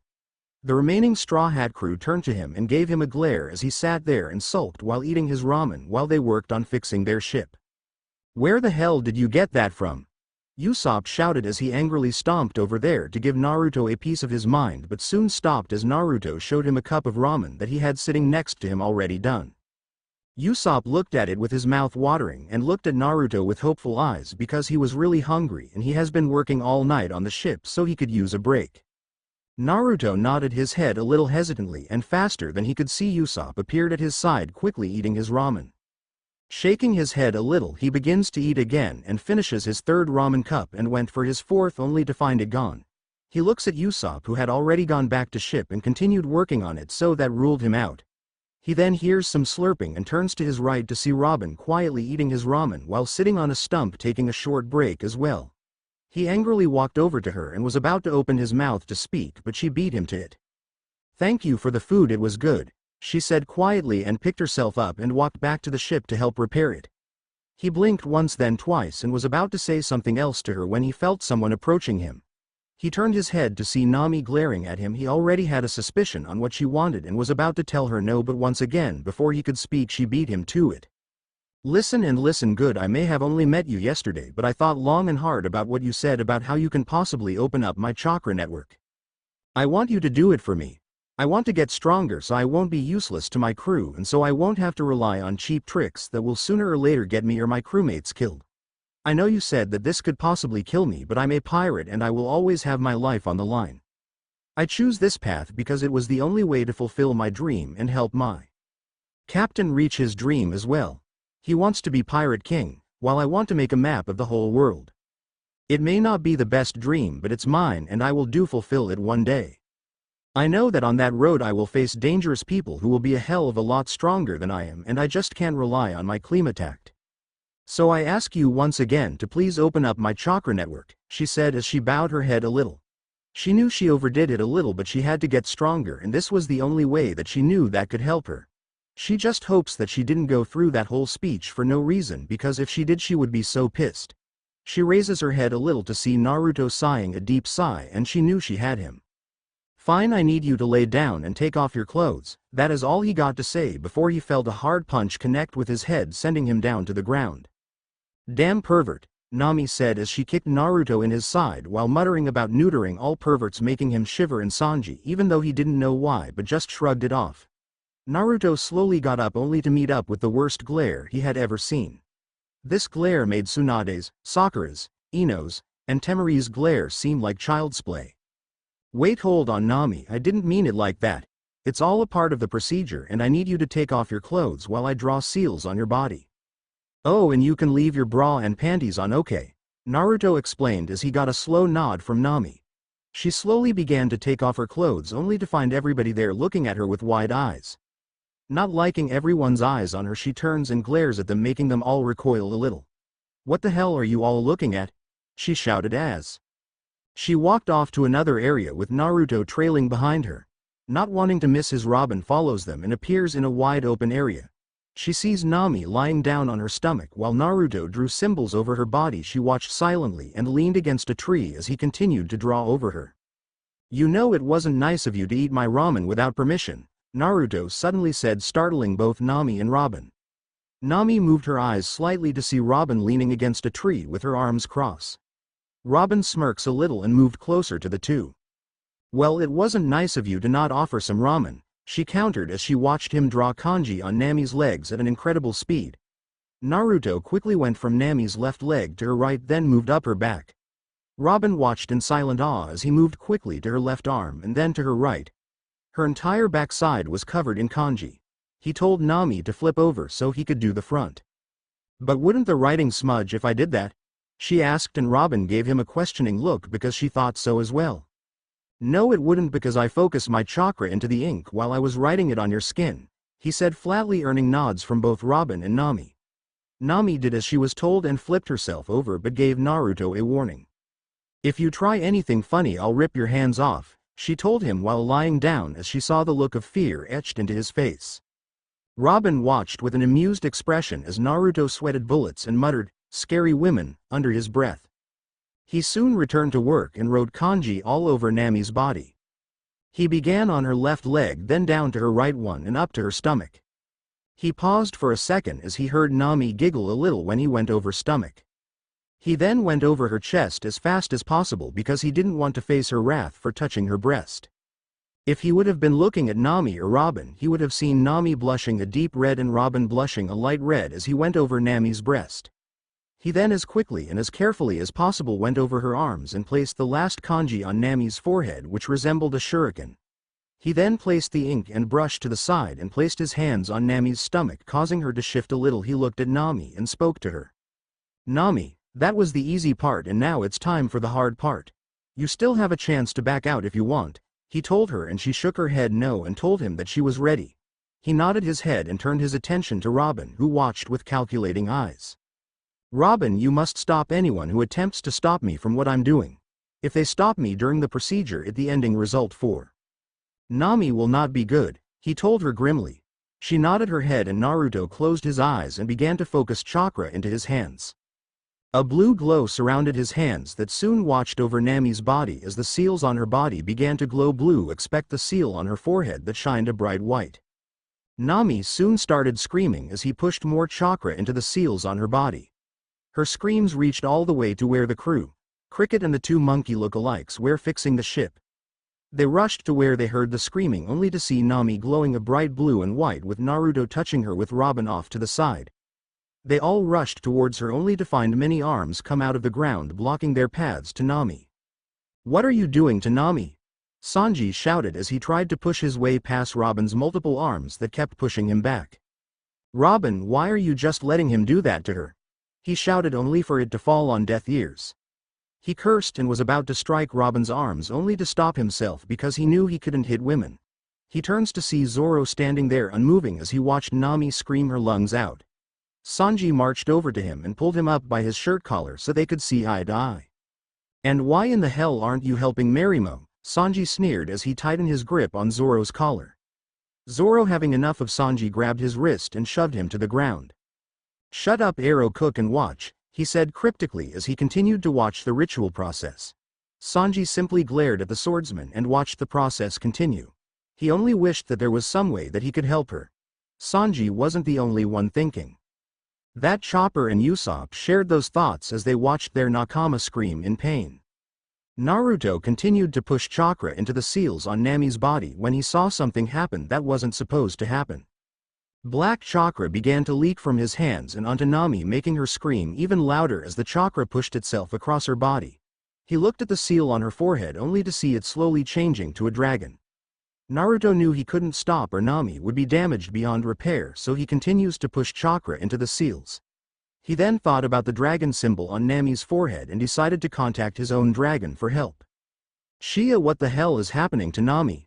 "Oh, nothing, just decided to give her 2 special gifts to help her become strong." "And that was exactly?" "Not telling you, will just have to find out a little later, my little Naru-chan." "Tell me, Shia-chan." "Nope, sorry Naru-chan, it is a secret," she said as she cut the connection to the two of them. Naruto tried talking to her again but found that he couldn't reach her. Muttering curses under his breath, he tries to talk to Kyuubi only to find that he couldn't contact her either. "Great, the one time I really need them they abandon me," he thought, shaking his head. He looks at the mark on Nami's forehead only to see the dragon symbol spinning rapidly in a circle. The screaming Nami is doing is unbearably, and he had been doing this for 2 hours straight. He checks his chakra reserves only to feel that he has about half of his chakra remaining. The light on her forehead begins to die down slowly, indicating that the ritual is coming to an end. He looks up to see what everybody is doing only to find Sanji, Zoro, Chopper, Usopp, and Robin remaining. He listens closely to find out what happened to the others only to hear hammers hitting wood and figures. They went back to working on the ship. The lights then died down completely, only leaving Nami glowing a slight blue and black. That dies down as well and he feels Nami's crew approaching her. Usopp went to touch her but was struck down by black lighting coming from Nami's body, sending him to the world of dreams. Chopper runs over to him and starts screaming about needing a doctor when his friends tell him that he is the doctor. In response, he gives a sheepish look before getting to work on Usopp, who had smoke coming out of his body. Everyone except Naruto kept a safe distance away from Nami, who fell unconscious as soon as the ritual ended and was snoring slightly while asleep. Naruto looks over to Robin, who looked very tired for using her powers repeatedly that day, and gives her a grateful smile which she returns before walking over to a tree and falling asleep instantly as she leans against it. Naruto looks over to Nami and gently picks her up, then carry her over to the same tree Robin was sleeping at. He places her near Robin and grabs a scroll from his pocket and looks at the kanji that is written on it. Naruto's sleeping supplies. He goes through a few hand seals and places his hand on the scroll and watches as everything is covered in a giant cloud of smoke. Then over a dozen blankets and pillows appear once the clouds clear. Zoro, Sanji, Chopper, and the revived Usopp watched in awe as the items appeared from the scroll and watched silently as he placed a blanket over the 2 sleeping women. He then placed 2 pillows behind their heads and walked to a tree close by. He placed a pillow near the tree and grabbed a blanket and sat it down. Naruto looked over to 4 crewmates who watched him do all this and raised an eyebrow at them. "You know you can grab a blanket and a pillow to catch up on some sleep," he said simply. Chopper quickly went and grabbed himself some sleeping material and placed himself near Robin and Nami. "Sorry, but I have to continue helping with Mary," Usopp said as he walked away to go help Cricket with fixing the Going Merry. Zoro and Sanji agreed with Usopp and went to go help him. Naruto sighed to himself and created about 50 clones to go and help them. He then chuckled to himself when he heard them scream and went to sleep. 2 hours later, Nami awoke with a groan as she rubbed her head. She wondered why her body ached all over and remember what happened to her. She had asked Naruto to force open her chakra network so she could be more useful to the crew and herself. She looks to her side only to see Robin sleeping peacefully next to her. She gets up and stretches her body some as she hears her bones cracking once she does. But something felt different about her and everything around her. She didn't know what, but she knew something was different about her. She looked around and she felt something strong approaching her, 2 things. She turned in the direction she felt the power coming from, and to her surprise both Ray and Luffy slightly winded. Ray stares at Nami in shock because she could feel the chakra rolling of her in waves, and Luffy just stared at Nami for a few seconds with a calculating look before announcing their arrival. "Guys, we're back," he yelled, waking everyone who was sleeping up. They all turned towards Luffy and glared at him. Then they proceeded to beat some sense into him about waking people when they're having peaceful dreams. Once they were done with beating up the captain, they turned their attention to the revived Nami. What they saw shocked them and Naruto even more because he now knew what the gifts Shia was talking about. Her hair had changed slightly, it remained its natural orange but it now had black highlights in them. Her hands had changed into claws and the nails on her hands were black. On her arm was a black dragon tattoo that wrapped all around her arm with black lighting and black flames coming out of it every few minutes. Nami stared at all their faces and her arm in alarm and turns her attention to Naruto, who was staring at her arm in shock. "What happened to me?" she asked while trying to contain her rage and curiosity over her arm. "Well, to put it simple, something went wrong during the process," he told her while scratching the back of his head nervously. "Are you going to tell me what happened or will I have to make you?" she snarled as black and blue chakra began swirling around her. Thinking quickly of a way to calm her down, he came up with none and decided to tell them the truth. "From what I can tell, some demonic chakra washed over your body during the ritual and your body had absorbed the demonic chakra, turning it into your own. As it done that, your body went through a few changes. The claws, hair and the cool dragon tattoo is all because of the demonic chakra that now runs through your chakra network. You see, I also have a dragon tattoo on my right arm and it hold a dragon demon inside of it, and if I'm right, like I know I am, you now have one of my dragon's daughters living in your body, giving you a few abilities like mine, but you may have more because of that black lighting thing," Naruto explained, earning shocked looks from all around. "Wait, dragon demon?" "Yes, I have a dragon demon and a fox demon sealed in my body. The dragon in my right arm and the fox on a seal in my navel." They all exchange glances and Robin speaks up next. "May I see the seal on your navel, Naruto-san?" Robin asked as she studied him carefully. He nodded his head, lifted his shirt and focused chakra throughout his body, showing the seal on his stomach. "That's very interesting. Do you have any books on seals?" she asked, and he nodded and began looking through his bag for the right scroll. He did a few hand seals and placed his hand on the scroll, making a cloud of smoke erupt in the area. Once the smoke cleared, the pirates stared in shock while Robin's eyes had stars in them before she quickly covered it up with her calm look. There were over 50 books on seals surrounding the area, and Robin picked up the first book she saw. It read, "Basic Fuin Jutsu." She grabbed the book and left the area while reading the book. When Naruto saw that, he thought back to his perverted sensei Kakashi, who is always reading one of those icha books that his other perverted sensei Jiraiya used to write before he was killed during the Sound War. He shook away his thoughts and sealed the books back into the scroll. He walks up to a nearby tree and grabbed over 24 leaves and walks to where Nami is flexing her claws while smiling a feral smile. He shook his head at that and walked over to the smiling Nami. She turns to look at him and snaps out of her claw fantasies when he sees the leaves in his hands. She raises an eyebrow at him, waiting for him to explain why he has leaves in his hand. And why is he in front of her with said leaves? "Nami, you are going to learn how to control your chakra once we go to the Sky Island. So I'm bringing these leaves with us because I doubt that there will be trees in the sky," he explains as he walks off towards the ship where the others were waiting. She soon follows after him and looks at her dragon tattoo on her arm that seemed to be pulsating even more and letting out more bursts of black lighting and fire. She runs towards the ship to see everybody on board and not really thinking about her actions and letting her instincts take over, she easily jumps on the ship. Her crew stare at her with wide eyes because they never seen her do something like that before, and by the look on Nami's face even she couldn't believe what she just easily did.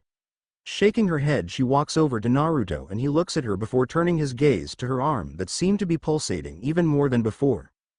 Naruto tells Nami to follow him as he walks to where Chopper was talking with Usopp. Chopper, do you have any bandages I can use? Bandages? Yes, I have some. Wait for a few seconds, he said, and he went into a room and exited a minute later with a roll of bandages. He then handed them to Naruto, who gratefully thanked him and had Nami hold out her right arm. She did, and he began to wrap it around her arm. Once he did that, he unsealed some ink and a brush, then started writing kanji all over the bandages. As he finished, he placed 2 fingers on her arm and focused some chakra into his fingers, and the kanji began to glow gold before disappearing from view. Nami moved her arm around and felt no power being released from her arm any longer, but knew it was only being contained and she would be able to access it when needed. She thanked Naruto and went to lie down as she felt the ship take off. She smiled as she heard her captain yelling goodbye to Cricket. He always was an emotional person, she thought before she fell asleep. With Luffy was on a mission. After he said his goodbye to the Diamond Head Osan, he went to look for Naruto and Ray to ask them to join his crew. He would have asked them to join earlier, but he had to first deal with Bellamy. Then Naruto did something with Nami. He thinks they said something about opening her chakra network, but he didn't care as long as she was alright. He soon found Naruto and Ray with Zoro. Naruto was sitting on the reel looking out at sea with a big smile on his face, showing how excited he was about traveling again. This was something Luffy and Naruto had in common, a thrill for adventure. Turning to his right, he sees Ray watching the clouds with a content smile spread across her face. Luffy doesn't really understand why she does that when she could be watching the sea, but figures that's just how she relaxes. Turning his head once again, he watches as Zoro sleeps peacefully as he sits against the rail of the ship snoring very loudly. He can't but help but sigh. Even though he hasn't known Ray for long, he could say that she's lazy, and Zoro matches her in that aspect very easily. They're both good fighters when they need to be, but Ove all lazy, but he wouldn't voice his opinion. For now anyway. But he had a mission and now he was going to complete it. He walks over to Naruto and taps his shoulder. Naruto turns to him and raises his eyebrow at him. Yes, Luffy, what is it? I want both you and Ray to join my crew, he said simply, and waited for a response.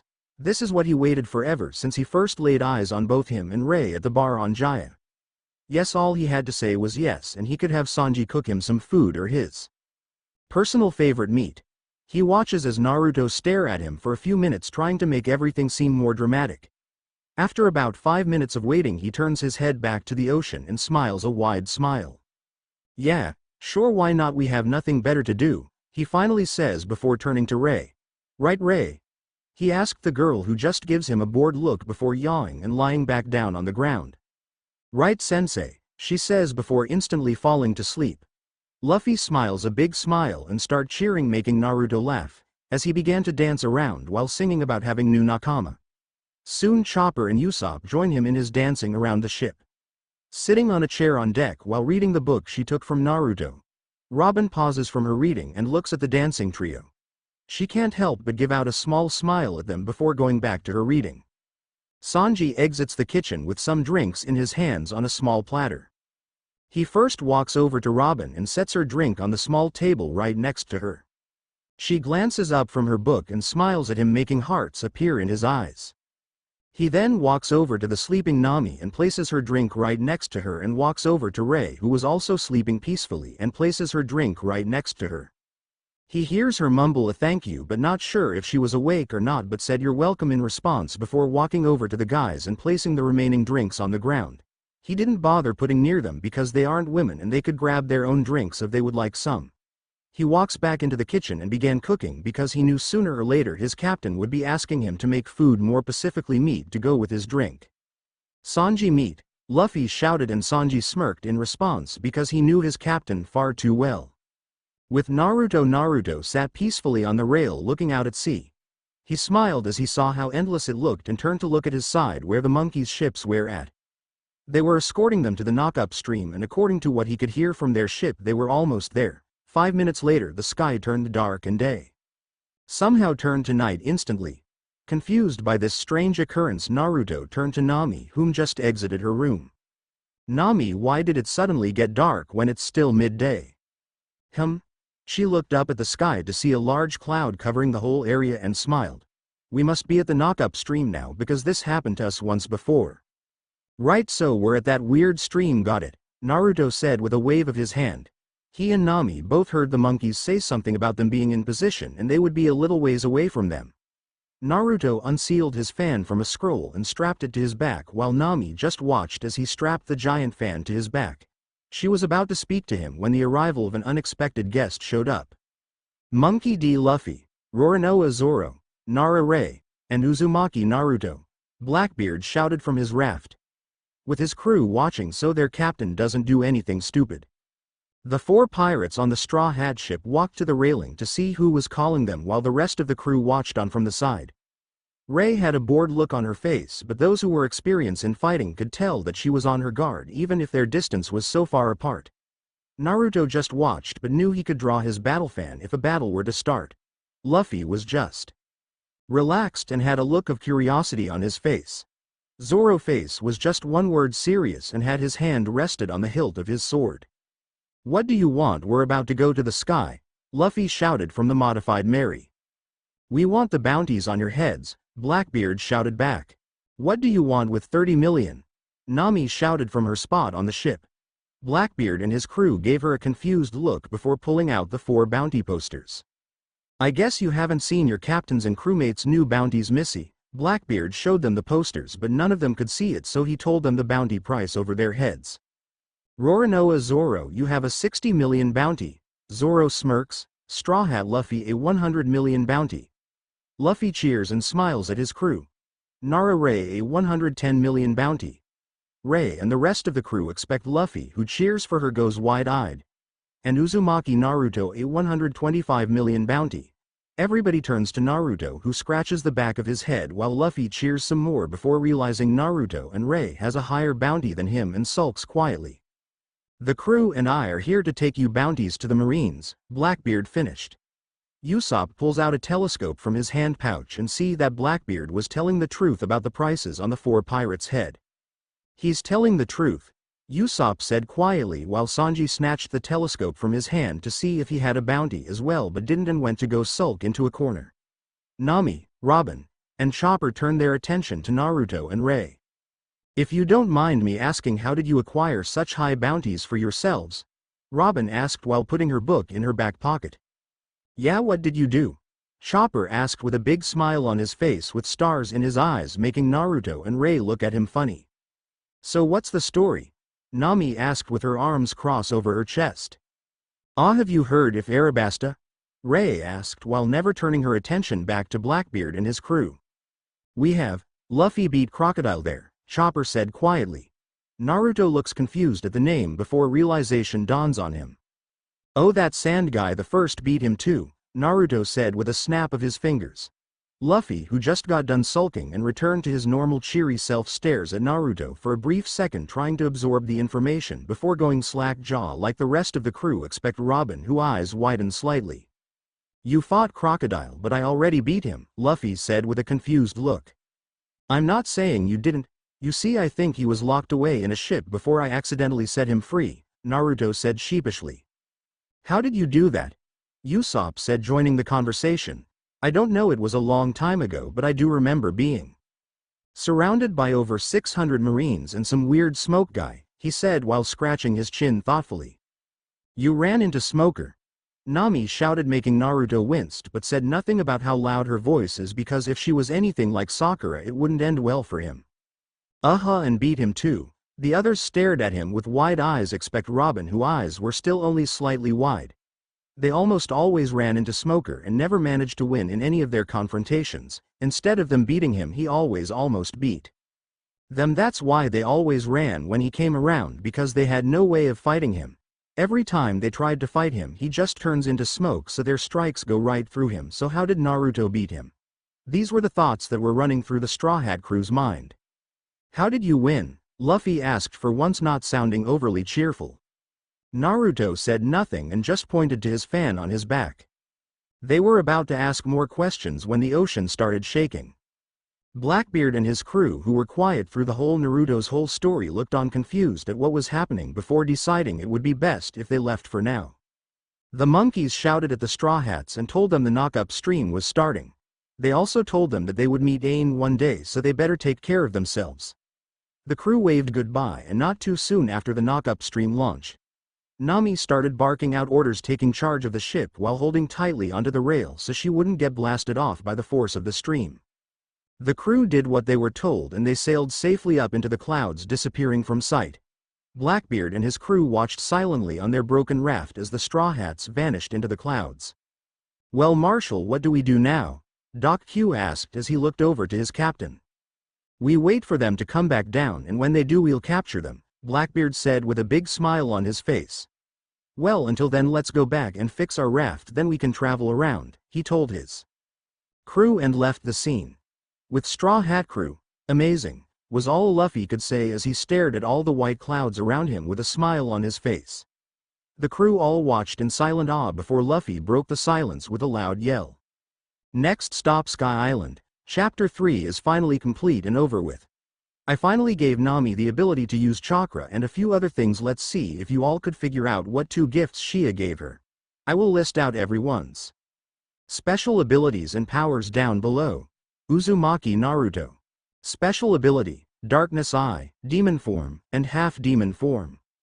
Abilities, Darkness Flame Techniques, Ninjutsu, and Fuin Jutsu, Sealing Jutsu. Weapon, Battle Fan, Kunai, Shuriken Notes. Has 2 demons sealed inside him, the Kyuubi no Kitsune and Shia a Dragon Queen. Nara Rei's special ability, Family Jutsu, Flame Manipulator, Demon Form, and Half Demon Form. Abilities, Shadow Techniques, Ninjutsu, Genjutsu, and some Fuin Jutsu. Weapons, Kunai, Shuriken Notes, is a reincarnation of Gobi, the 5-tailed phoenix whom name is Kira. Kira's consciousness lives on in Rei for an unknown amount of time. Monkey D. Luffy special ability, Rubberman abilities, Stretching weapons, none. Notes. Always seem to be wearing a straw hat. Roronoa Zoro. Special ability, none abilities, sword fighting weapons, 3 katanas. Notes. One of his katanas is from his dead childhood friend Kuina, who shared the same dream as him to become the best swordsman in the world. Katana name is Wado Ichimonji. His other swords names are Sandi Kitetsu and Yubashiri. Nami's special ability, unknown abilities, darkness flame techniques, dark lighting techniques. Weapons. Klima tact, bow staff. Notes. Have no training with her abilities, so if used may cost life. Also may have a dragon princess living in her body. Also can tell when a weather change is about to happen by the slightest shifts in the air. Usopp special ability, none ability, running, sniping. Weapons, slingshot and various others. Notes. Has an excellent shot with his slingshot and is a very fast runner and has a high tolerance for pain. Tony Chopper special abilities, reindeer human hybrid, able to change into 6 different forms. Abilities, highly intelligent, doctor, and is able to make medicine which help him with his special abilities. Weapons, none. Notes.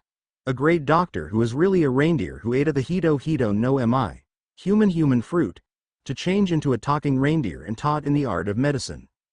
Sanji special ability, martial artist of the style, red leg, abilities, super strength, speed, endurance. Weapons, none. Notes. Would never hit any woman and would most likely get killed if his opponent ever happens to be a girl. Nico Robin special ability, can spread multiple replications of her body parts from her body, on other objects or on other bodies. Ability, can replicate her body parts up to 200 times, stealthy, learning Fuin Jutsu. Weapons, none. Notes. Is now reading up on Fuin Jutsu. It is not yet known on how she will be able to do it, but not much is known about Robin and her abilities. Well, that's over with, and Nami is going to get strong and will be one of the strongest in due time, but no time soon. Now, as some of you may have realized, I left Nami's special abilities unknown. Why? Well, I'm kind of in a standstill. I plan on giving her a dojutsu so she will be able to handle the darkness powers of flame and lighting. So do you have any ideas on what kind of dojutsu I should give her, because if not I could just give her the Jagan Eye, well, a modified version of it but still the same as the one Hiei uses from Yu Yu Hakusho. Something I do not own. So if you have any ideas on a dojutsu for her, let me know, because if not I'll just give her the modified Jagan Eye. Remember to review to tell me what I can do to improve and how you like or not. Well, until next time everyone, bye. Chapter 4. Back from a long time of sitting and being lazy and writing on different works, but I'm finally here from a long-awaited update. I'm sure many of you are hating me right now, but just for you. I made this chapter extra long and even added a little preview at the end. And without the further ado, here is the 4th chapter of A New Life. But first the disclaimer. I do not own Naruto, One Piece or Yu Yu Hakusho or any of the elements in the anime or manga. Let's not do that again, Rei said as she let go of the railing of the ship. She had enough of the White Sea the moment they were attacked by the tribal man. She rubbed her jaw, remembering what happened to her 10 minutes after arriving on the White Sea. The Straw Hat crew was attacked by a tribal man carrying a bazooka. He had quickly dispatched of Luffy, Sanji, and Zoro. Then, to the surprise to both Naruto and Rei, the same happened to them. Before the man could finish them off, the crew was saved by an old man wearing a knight's armor while flying on a pink bird wielding a lance. The man quickly saved the crew from the deranged tribal man. The old man introduced himself as the Sky Knight and told them to call him whenever they needed help by blowing a whistle he had given them. He also told them that he will only come to their aid once and only once. After wandering sailing around for a while, they found the entrance to Skypiea. At the entrance they saw an old lady asking for some money. When they asked how much, she told them a high amount of money, but also told them that they didn't have to pay. Nami had made a sigh of relief and they sailed on, unaware that the lady had taken pictures of each of their faces except for Rei, because she was lying down staring into the sky. However, she soon got to her feet when she felt the ship moving incredibly fast, while making twists and turns which made her grab onto the ship's rail. She could have used chakra to stay put where she was at, but she was still a little groggy to think about using her it. After the whole roller coaster experience, they finally came to a stop a little way from an island. This is where we find the crew at now, staring at the island with a little suspicion, or in Luffy's and Naruto's case, glee. Naruto jumped off their ship and landed on the cloud which felt like water. He tested the cloud and shrugged his shoulders while walking towards the island without a care in the world. Luffy followed after him, actually landing in the water, but since they were close enough to land he didn't sink and chased after Naruto. They seem eager to get to the island, Nami said as she stared at the two with a sweat drop forming on her head. Sensei always did have thing with traveling to new places, Rei said with a shrug as she jumped off the ship, following her sensei's example. Wait for me, Nami said as she also jumped off and landed in the water while running after Rei. I wonder if there will be any beautiful angels here, Sanji said with tears in his eyes as he followed the others. Robin said nothing but smiled and placed her book in her pocket while following the others' example with Usopp right behind her. Zoro looked over at Chopper before sighing and picking up the reindeer and putting him on his shoulders. He then jumped off the ship and walked calmly towards the island with a smiling Chopper on his shoulders. This place is nice, Naruto said with a smile as he walked over the cloud in a daze. He then stuffed his hands in his pockets where he felt the leaves he had stuffed in earlier. He then remembered that he had forcibly opened up Nami's chakra network, and he knew that helping her control it now than later would be a good idea. He spotted her sitting on a cloud staring at Luffy, who was trying to take a bite out of a weird-shaped fruit. He then looked around and noticed that there was only that one tree there. He sighs and figured that he should just have her do the water walking exercise first. Nami, we're going to start your chakra control exercises now, he said as he approached the navigator. She turns towards him and a smile etches upon her face quickly. So what am I going to learn first? She asked as she stood up and faced her temporary sensei. Water walking, or in this case sea cloud walking, Naruto said as he released his fan from his back and placed it in front of him to lean on slightly. She nodded her head and walked to the sea cloud, but before she could go any further Naruto called out to her. Before we begin, I'm going to show you the hand seals required to focus chakra and use jutsu, Naruto explained. Alright, fine, hurry and show me so I can start walking on water, she said with a frown. Naruto showed her the seals, and for the next 20 minuets she practiced them. Okay, now put your hand in the seal of the ram and try to summon your chakra, Naruto said as he backed away from her. Naruto knew she had a lot of chakra. He just needed her to summon it and then they could begin training. He watched as Nami closed her eyes and put her hands in the ram seal. "What's Nami doing, Naruto?" Chopper asked as he walked up to Naruto and watched as Nami tried to summon her chakra. "Nami's is trying to summon her chakra. Once she does we can begin her training," he said as he looked over to Rei, who was sleeping on a soft cloud. Robin walked over a few minutes later with the Basic Fuin Jutsu book in her hand. "Naruto-san, this book is fascinating. May I have the second book?" "I'm just about finished with this one," she said, eyeing Nami with interest. Naruto was about to reply when he felt a pulse of power coming from Nami. Robin felt it also and her eyes widened slightly. Luffy, Sanji, Usopp and Zoro all quickly ran over because they too felt the pulse of power. Rei quickly woke up from her nap once she felt Nami's chakra levels spike and quickly walked over to her sensei and watched as blue, black and white chakras swirled around Nami's form. Naruto watched on with his eyes widening in surprise. He couldn't believe that Nami was putting out that much chakra. Her chakra is now bordering high Chunin and low Junin now. She shouldn't have this much chakra. No, now she's bordering mid Junin and high Junin level chakra.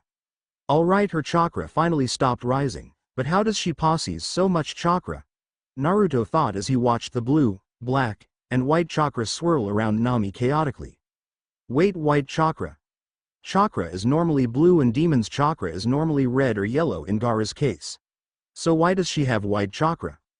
It could be anything, Naruto-kun. But I feel a great power within that girl, Kyuubi said from within her cage. Do you either of you know what it is? I know it has nothing to do with the gift I gave her, Shia said, watching with a slight smile as she watched Nami's chakra. What gifts did you give her, Shia? I told you before, Naru-kun. It's a secret. Stop playing games, Shia, and tell him, Mia snarled from her cage. Nope, he'll just have to find out when the girl awakens it, Shia said in a sing-a-song voice before cutting her connection with Naruto and Kyuubi. I'll beat the answers out of her, Mia said with a sadistic laugh before also cutting her connection. Naruto shook his head and told Nami to stop summoning her chakra. Unknown to the Straw Hat crew, two people felt the power coming off of Nami. One was a girl around the age of 13. She had red hair with matching red eyes. She wore a brown shirt with black shorts and matching black shoes. The odd thing about her was the pair of small angel wings on her back. She wore a red shirt with white shorts and a pair of white sandals on. She felt the power coming from Nami, and to put in frankly, it frightens her. The power she felt coming from her could even rival that of Enel's, but her power was uncontrolled, the team could tell. She would most likely be useless in a fight, if she couldn't control it, but the girl herself wasn't any better in fighting. Sure, she was from a tribe of warriors, but she never really fought. She would love to and show them that she could be strong as well, but she only carried a burn blade, but she had never really used it before. She absently wondered what she was going to do with her life. She wanted to become a strong warrior like Lackey or Wiper, even though she is sort of afraid of him. She let the verth fall through her hand as he picked some up from her small carrying bag. But that power was unbelievable. I never felt anything like it before. I better go and tell Wiper, I so don't want to deal with him right now, she sighed in frustration as she ran off to tell Wiper about the power she felt a few minutes ago. The other was a man who sat lazily on a red couch while eating an apple high above Skypiea and upper yard. The man was Enel, the current god of Skypiea. He too felt the power coming off the girl but thought nothing of it. Enel knew that with his power he could easily destroy the girl and all of her little friends. Yes, he admits that what he felt was powerful, but it was nowhere compared to his own power. Then a thought, a sudden though, hit him. Maybe I can have her join me. I can always use a wife when I become the ruler over Fairy Verth, he thought with a slight smile as he took another bite out of his apple. Cloudy Beach. Alright, Nami, that was great. Now I want you to put your hands in the ram seal again and focus your chakra to your feet and attempt to walk on the cloud water stuff. Just know that if you put too little chakra into your feet, you'll fall in too much and you will go sailing into the sky, he said as he watched Nami try to walk on the water, but fell in immediately after putting her first foot on it. Lucky for her, she was still on the shallow end of the water and hasn't reached the deep end yet, so only her legs got wet. She tried it again and manages to stay on top of the water for 20 seconds before falling in again. The crew watched as Nami attempted her third attempt to walk on water and managed to stay on top of the water without her feet wavering a bit, but when she took her few steps out further into the water she fell in. She continued to do this for the next 20 minutes, and that's when they heard someone playing music, making Nami fall into the water again. They all turned to where they heard the music playing from and saw a girl who looked around their age playing a harp. She had long blonde hair and she had her hair done up in a strange fashion. She wore a pink dress with black designs on it with small angel wings on her back. She also had a gray fox standing next to her side. She had introduced herself as Conus and welcomed them to Skypiea. She also told them many things about the place, including her cloud fox, Shu. She explained them all about the area and various other things, and when Nami told them about the strange machine she and the crew had found, she told them it was a waver. Conus explained that wavers moved by the power of a breath dial, but Nami's was powered by a jet dial. Since hers was broken, she offered to have her father fix it back at the house and she only had to bring it up. However, since she had already had her own waver down with her, Luffy attempted to ride it only to lose balance and fall into the water a second later, almost drowning, and was lucky to be rescued by Zoro, who was just tempting to leave him to drown due to his stupidity. After he was rescued, Nami tried it next and the crew was surprised when she was riding it expertly, and Conus told them that the waver was hard to control and it took years to master it, and that she was impressed with Nami's talent. Nami told them that she was going to ride around for a while longer and would meet up with them later. Soon after that they all reached Conus's house and met her father Pagaya, and he agreed to fix the waver for them to use back down on the Blue Sea. They talked for a while and mentioned that they didn't pay the fee to get into Skypiea, and saw that both Pagaya and Conus stiffened slightly before talking again like nothing had happened. Naruto and Zoro had narrowed their eyes in suspicion along with Robin, but had said nothing about it. They mostly talked about the different dials that they had and how they were used. All the talk about the dials greatly interested Naruto, Sanji, and Usopp a great deal, and was planning on getting some before they left Skypiea. However, elsewhere Nami was not having such a good time and had just witnessed a man get fried by a huge bolt of lightning after he had told her about the four priests, and to have Nami tell him family that he was sorry and that all the other workers who had worked for God were killed. Nami left Upper Yard in a hurry to tell her crew that they had to leave before they evoked God's wrath. She arrived a little while later to see Ray laying on some clouds staring up at the sky with a content look on her face. She told her what she had saw and heard from a tone dial about not paying the fee, and when they set foot on Upper Yard they were killed by the four priests. Ray was intrigued by this and led Nami up to Conus's house. Once they reached the house, Nami told everyone what had happened back by Upper Yard and told them that they should leave right away. Usopp, Luffy, Sanji and Naruto immediately protested that idea, but with a quick beating they changed their minds in an instant. Nami, Ray, Zoro, Chopper and Robin all headed back to the ship, while Sanji prepared a pirate bento for Luffy, Naruto, Ray, Nami, and Robin, and asked Pagaya for some recipes and a few heat and flame dials for him to use for when they went back down to the Blue Sea. Pagaya agreed, and he gave him a few dials and a few breath dials as well from him to use just in case anything happened to his kitchen or he had to cook while away from Mary. What none of them noticed was that Conus had pressed a device in her hand and pressed a button on it, alerting a speedy shrimp to take Mary away towards Upper Yard. When the crew saw Mary being taken away by a giant crab, they ran after it and saw that the ship was heading towards Upper Yard. Luffy then asked if they knew any way to getting to Upper Yard, and Conus nodded her head yes, and they soon headed off into town where they could get them a boat for them to use to get them to their destination. The crew watched as the Skypians all backed away from them and looked at them in fear. Naruto even spotted the annoying white berets were following them as well. They had to fight them earlier on in the day, but Naruto wouldn't actually call it a fight. He would call it more of a one-sided fight in the Straw Hats' favor, but that's in the past and they were being followed.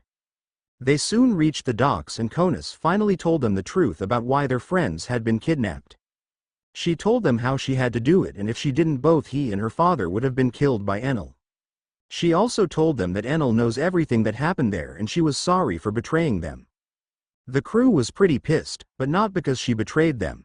No, it was because she told them, and now she was endangered, and no sooner had they yelled at her a light shined in the sky. This alerted all the Skypians that Enel was passing his judgment on Conus and the pirates. Luckily for them they all got out of the way in time and Conus was saved by the Sky Knight Gonfall. Gonfall then took off with Conus to his place, while the remaining Straw Hats traveled towards Upper Yard in a crowboat. Upper Yard. Once the speedy shrimp dropped going merry off at the sacrificial altar in Upper Yard, the kidnapped crew tried to find a way off of it. Zoro had wanted to swim across, but that idea was soon dropped when many sky sharks appeared and ate a south bird that had fell in the water. Now here they were trying to figure out a way to get off the altar without becoming shark food. Nami paced across deck with a frustrated look on her face. She had already told no one to blow the whistle that Gonfall had given them, or she would be forced to kick their asses. Zoro, who had been leaning against the rail, glared at her. "Nami, would you stop pacing around? You're really getting annoying," he said with a frown on his face. Nami stopped in her pacing and glared at him. She did not need Zoro's remarks at the moment. She already was feeling frustrated and she had a major headache for reason unknown to her, and it was really pissing her off. She had felt fine earlier while riding on the waver, but as soon as she got back to the white beach her head started pounding and her arm began pulsating with power once again. The headache only felt like a small tick, but now it felt like someone was pounding on her head with a 30-pound mallet. The pain was getting too much for her and she staggered a bit, while holding her head. Zoro saw this and was looking quite concerned for Nami at this point. "Nami, you feeling alright?" he asked, gaining the attention of his crewmates. Nami heard Zoro call her, but she couldn't bring her body to move.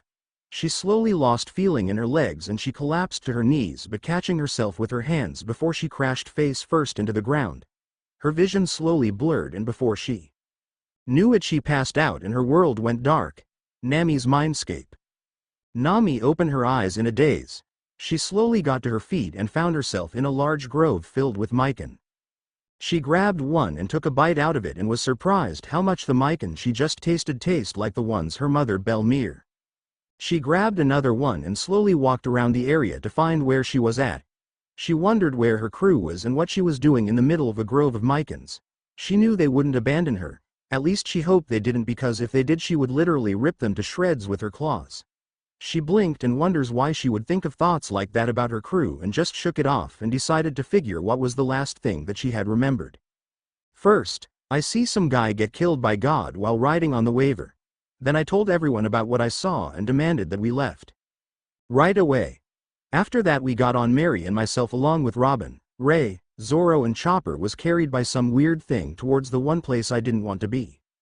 Then my headache that I had earlier increased to unimaginable pain and Zoro said something to me and then everything went dark after that," she said as she walked into a clearing where she saw a 3-story white house with a black maple door. Curious, she walked up to the door and knocked on it. She waited for a few moments before trying again. Getting frustrated, she was about to start banging on the door, when said door suddenly opened, revealing herself. But this Nami looked entirely different. Instead of orange hair and red eyes, she had black hair with black eyes. She wore a form-fitting black kimono with the yin symbol from the yin and yang emblem on the front of her kimono. Her eyes were cold and filled with nothing but contempt when she stared into Nami's eyes. "So you finally decided to grace us with your presence, Yang-chan," the dark Nami said with a smirk on her face. "What do you mean us? And why did you call me Yang?" the light Nami asked with a confused look on her face. "That will all be explained when you move your ass inside this house," she said, walking in without caring if the light Nami followed her in or not. Nami blinked a few times before walking in after her, but not before she closed the door behind her. She walked through the house and passed by a mirror as she tried to locate where the dark Nami went to. She paused in front of the mirror when she saw her appearance. It was changed and she was surprised when she hadn't noticed it before. She no longer had black highlights in her hair and it was now its normal shade of orange again. Her eyes were still their normal red and she noticed that she no longer had her claws anymore. She also saw that she was wearing a similar dress as the dark Nami, except her kimono was white and she had the yang symbol in the middle of it. She wondered why her appearance changed, but just shrugged it off for the time being and went to go find the dark Nami. She found her 5 minutes later sitting on a couch kissing a blue-skinned woman and slowly broke apart from each other when the light Nami walked into the room. Nami stared at the two of them with a blush on her face and quickly fought it down to stare at the blue-skinned woman. She had long silky black hair that went a little past her waist. Her golden eyes that had slits in the irises stared seductively into Nami's red eyes and she felt herself getting weak in the knees as she stared into them. The woman wore a blue kimono that hugged her body, showing off her breasts that Nami felt herself staring intently at. She had a slit going down from her thigh to her bare blue feet, showing off her silky smooth legs. She slowly got to her feet and made her way towards Nami, and before Nami could react she found herself kissing the blue-skinned woman. Her mind ran a mile a minute as the kiss continued on, and surprisingly she found herself slowly kissing back. After 5 minutes of kissing, the woman pulled back and went to sit down back on the couch where the dark Nami was watching everything with a smirk on her face. Nami was in shock for a few moments before she stared at the two with a little anger rising in her, but not much for some reason. "What the hell was that? Where the hell am I? And who the hell are you two?" she asked with narrowed eyes as she sat on the opposite couch than the two strangers and trying her best not to think about the kiss she had just received and returned. The blue-skinned woman grinned a seductive grin at the glaring Nami. "I'll answer all your questions in order, Nami-chan," the woman said, still smiling a seductive smile towards the slightly blushing Nami. "What you just experienced was a very wonderful kiss from one sexy dragon," she giggled as she saw Nami's blush darken. "We are currently inside your mindscape and you are currently in my domain, which is basically this house and the area surrounding it. Except for the grove of Mycons out there. That would be your domain and your house is on the opposite side of the field," she explained while staring at her claws while not telling her about the third domain within her mind, and decided that she need to master her power first before she went to her other guest. "You can call me Miu and I'm the dragon that was sealed inside you when you went through the chakra ritual," she explained. Then the dark Nami took this time to introduce herself when she saw the light Nami stare at her with her arms crossed over her chest. "And I'm your demon side or your dark side and you can just call me Yin," she said as she leaned her head against Miu's shoulder. Nami sat in silence for a few minutes, processing everything she had just heard, and finally spoke after 5 minutes of silence. "So I have a dragon demon sealed inside of me like Naruto had with his 2 demons." Both Miu and Yin nodded their heads simultaneously. "I also have a dark side that I never knew about and she called herself my demon side." Once again they nodded their heads in unison. "And I'm apparently inside of my mind." They once again nodded their heads. "So why am I here?" she asked in a calm voice that surprised both Miu and Yin, because they thought for sure that Nami would blow a gasket at the two of them or tell them how unbelievable how their story sounded. They just shook their heads at that, and Miu decided to explain the situation. "I brought you here to explain the why you passed out and why Yang is here, okay? So don't interrupt me or ask any questions until I'm done." "Okay," Miu said as she fixed Nami with a stern glare. Nami nodded her head wordlessly and waited for the dragon to start explaining. "As you may have noticed, your body had gone through some changes. Like you growing yourself a set of claws and hair changing slightly. There is a reason for that, and it's because you had gained the traits between this girl and I. That was not supposed to happen, and ever since I entered your body I've been recreating it with the help of Yin here. Yin is actually your demon half and your dark half. You see, when my mother transferred me into your body she gave you a few things your body couldn't handle. She gave you the power over the darkness and mortal flame with the power over dark lightning. But that wasn't all she gave you. She also gave you the Jagan, the predecessor of the darkness I Naruto possesses.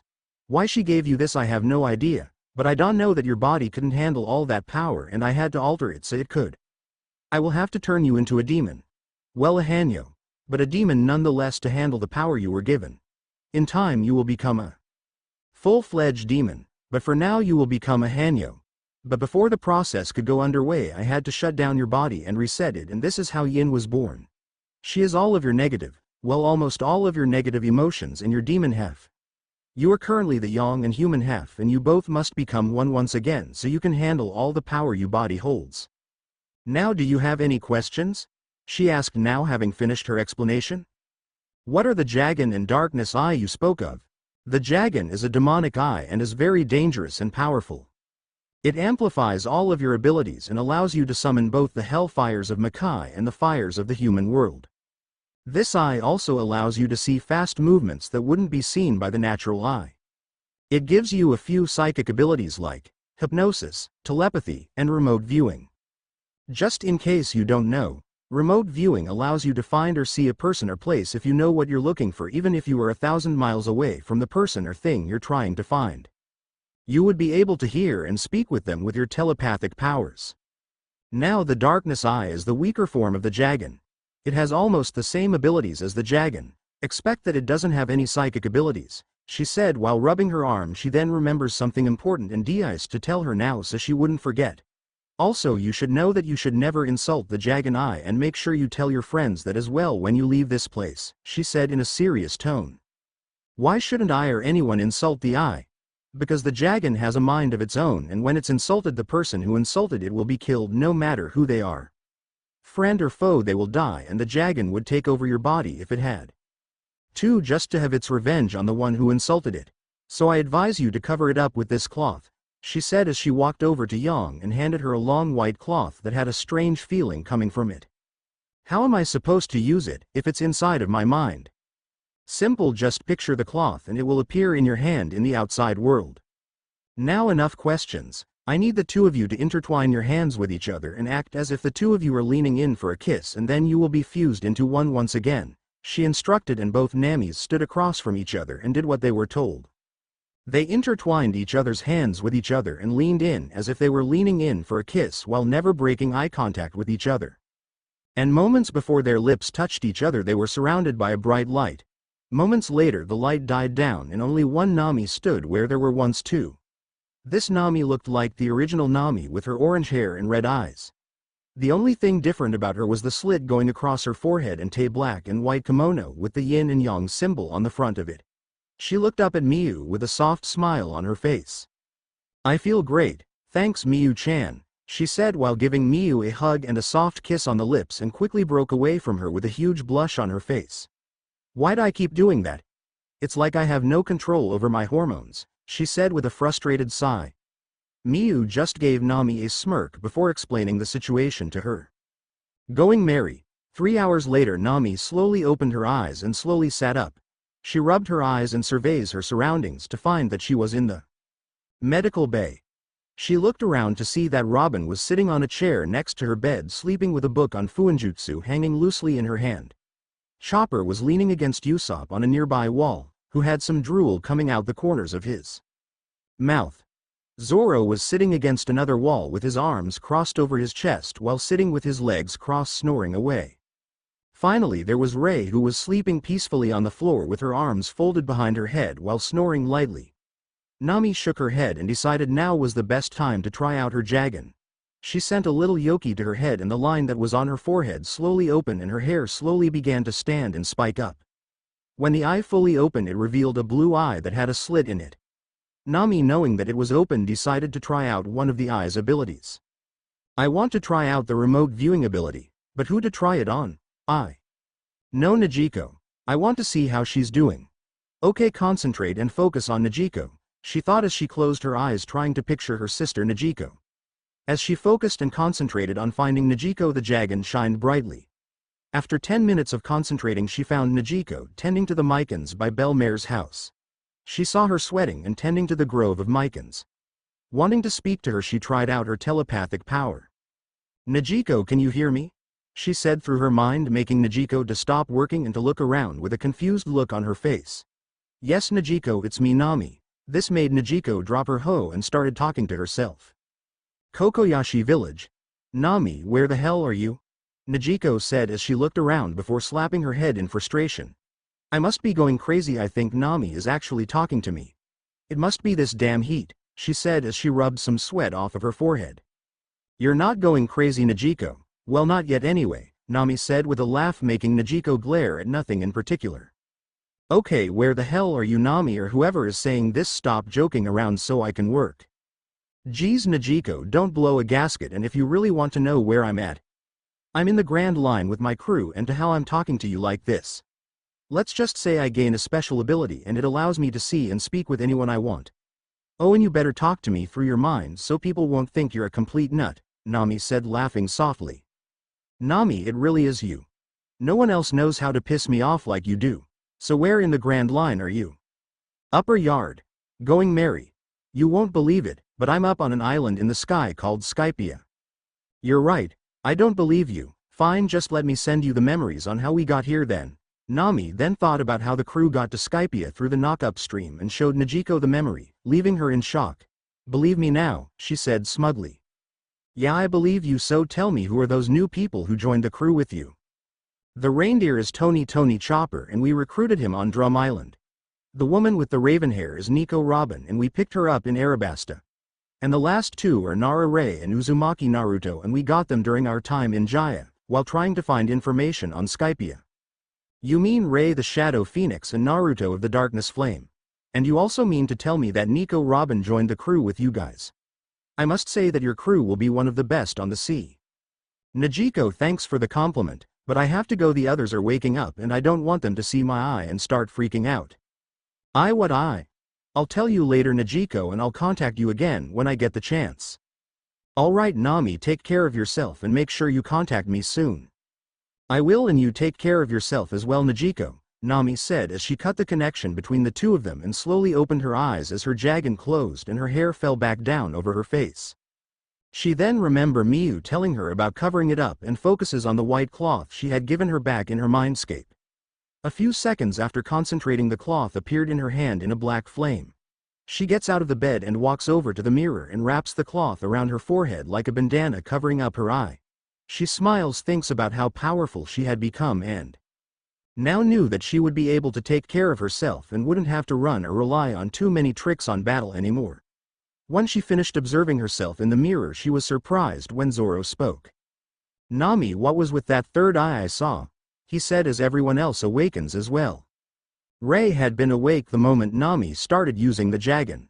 Robin woke up a minute after Nami did and had observed her silently while keeping her eyes slightly open. Chopper and Usopp had no idea what Zoro was talking about and listened in. She explained everything that happened in her mindscape and about gaining the jagan, but leaving out the thing about her becoming a Hanyo because she didn't know how the crew would react and decided to tell them only if she was forced to transform and was forced to use her Yoki again. So you have some weird Quicker than the eye could see, Rei appeared behind Usopp and covered his mouth with her hand before he could finish his sentence. She looked nervously over at Nami and saw a strained look on her face.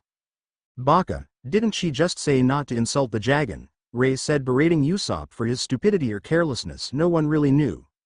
Zoro, having enough of being inside of the room, decided now was the time to leave. He walked out of the room now wearing a blue tank top with some black pants and some green goggles on his head with a brown traveling bag on his back.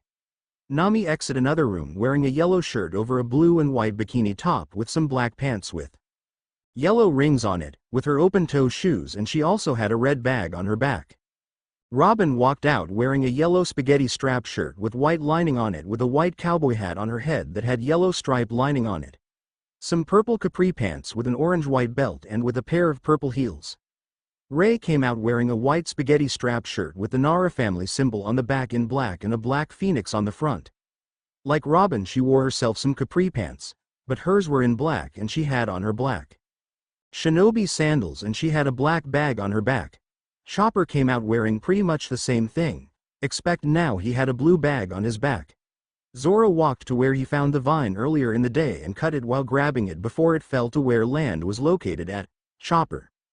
This is what we are going to use to get across the water, he said, and not waiting for any response took a running start and jumped off Mary while yelling a George of the Jungle cry.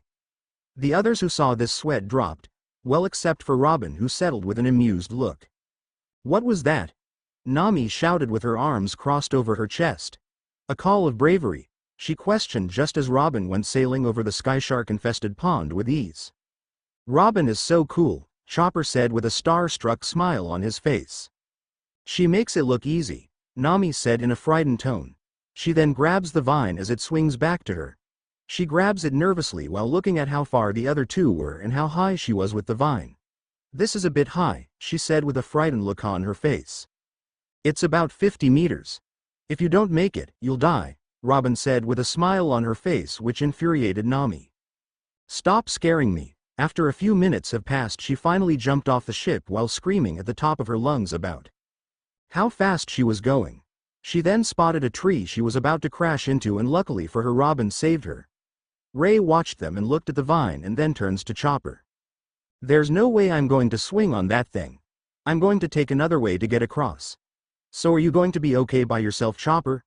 Rei asked as she walked over to where the mainsail was making a large shadow.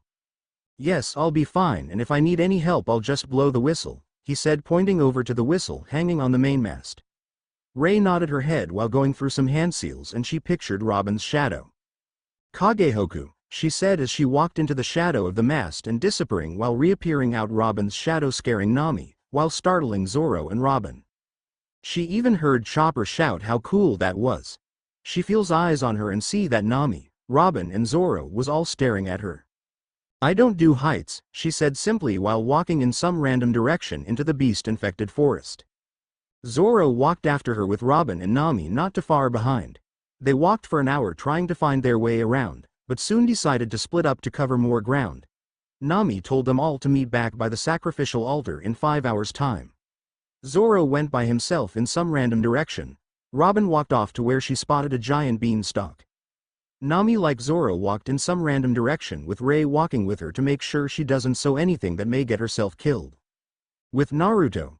"Ah, what's up with all these damn balls?" Naruto shouted in anger and frustration. He couldn't believe how crazy this place was. First they had to go through a number of traps that included falling trees, flying blades, a boomerang-like blade, and a spinning disc blade that almost cut the little crow in half. The place had been hell so far, and it got only worse when they chose the ordeal of Ball's tunnel and fell about 50 feet onto a lower level of upper yard. After the drop, Naruto could safely say that he was actually afraid, and the 3 other members agreed with him. Now here he was watching Luffy and Usopp playing with one of those stupid white balls. He watched as Luffy passed it over to Usopp only to have a snake try to bite his head off, and lucky for him Luffy punched the ball away. "Snake eggs," Sanji said as he spotted another white ball appearing in front of his face. He leaned back slightly and kicked it only for the white ball to glow a bright yellow, and they all knew what was about to happen, and Naruto said the one thing that was the crew's mind at the moment. "Shit," he said right before the ball exploded in their faces. Once again they were lucky because the ball only let out a small explosion and it only charred their skin and some of their new clothes. Sanji's new slightly violet Hawaiian shirt was singed slightly along with his black pants. He changed his normal shoes and had on a flatter pair. Usopp didn't really change, except that he now wore a green shirt under his brown overalls. Luffy didn't change either, but he now had his vest open showing his toned chest. Naruto also didn't change much either. He left his trench coat back with gone fall and now just wore his black shirt, pants, shinobi sandals with his hite wrapped around his neck, and he had his fan strapped to his back. What none of them noticed was that there was a very large and round man wearing a white bodysuit with yellow rings going from around his neck to below his non-existent waist was watching them from behind his white round glass with yellow lens in them. He also had on orange gloves, boots, and an orange hat over his long wavy red hair that dropped past his non-existent shoulders. And last, but not least, he had white angel wings on his back that was slightly larger than the Skypians. "I call them surprise balls," he said in a high voice that sounded slightly feminine, startling the crew, and they all turned towards him. "Hesso," he said in a sing-a-song voice. "Who are you?" Usopp said in a scared tone of voice. "Satori of the forest, and I'm one of the 4 Skypiea priests. I must thank you for choosing the ordeal of balls," he said in a sing-a-song voice while doing a strange laugh at the end, while dancing on top of the ball he was just sitting on, making the crew to sweat drop. "What's with this dango guy?" Sanji said with his sweat drop growing larger watching the round man dance. "Are you sure he's one of those priests? He looks weak and stupid," Usopp whispered over to the others. "Yeah, Nami said that they were dangerous," Luffy said in a disappointed voice. "Where is Nami-san Dango?" Sanji shouted. "Oh, the sacrifices, I don't know.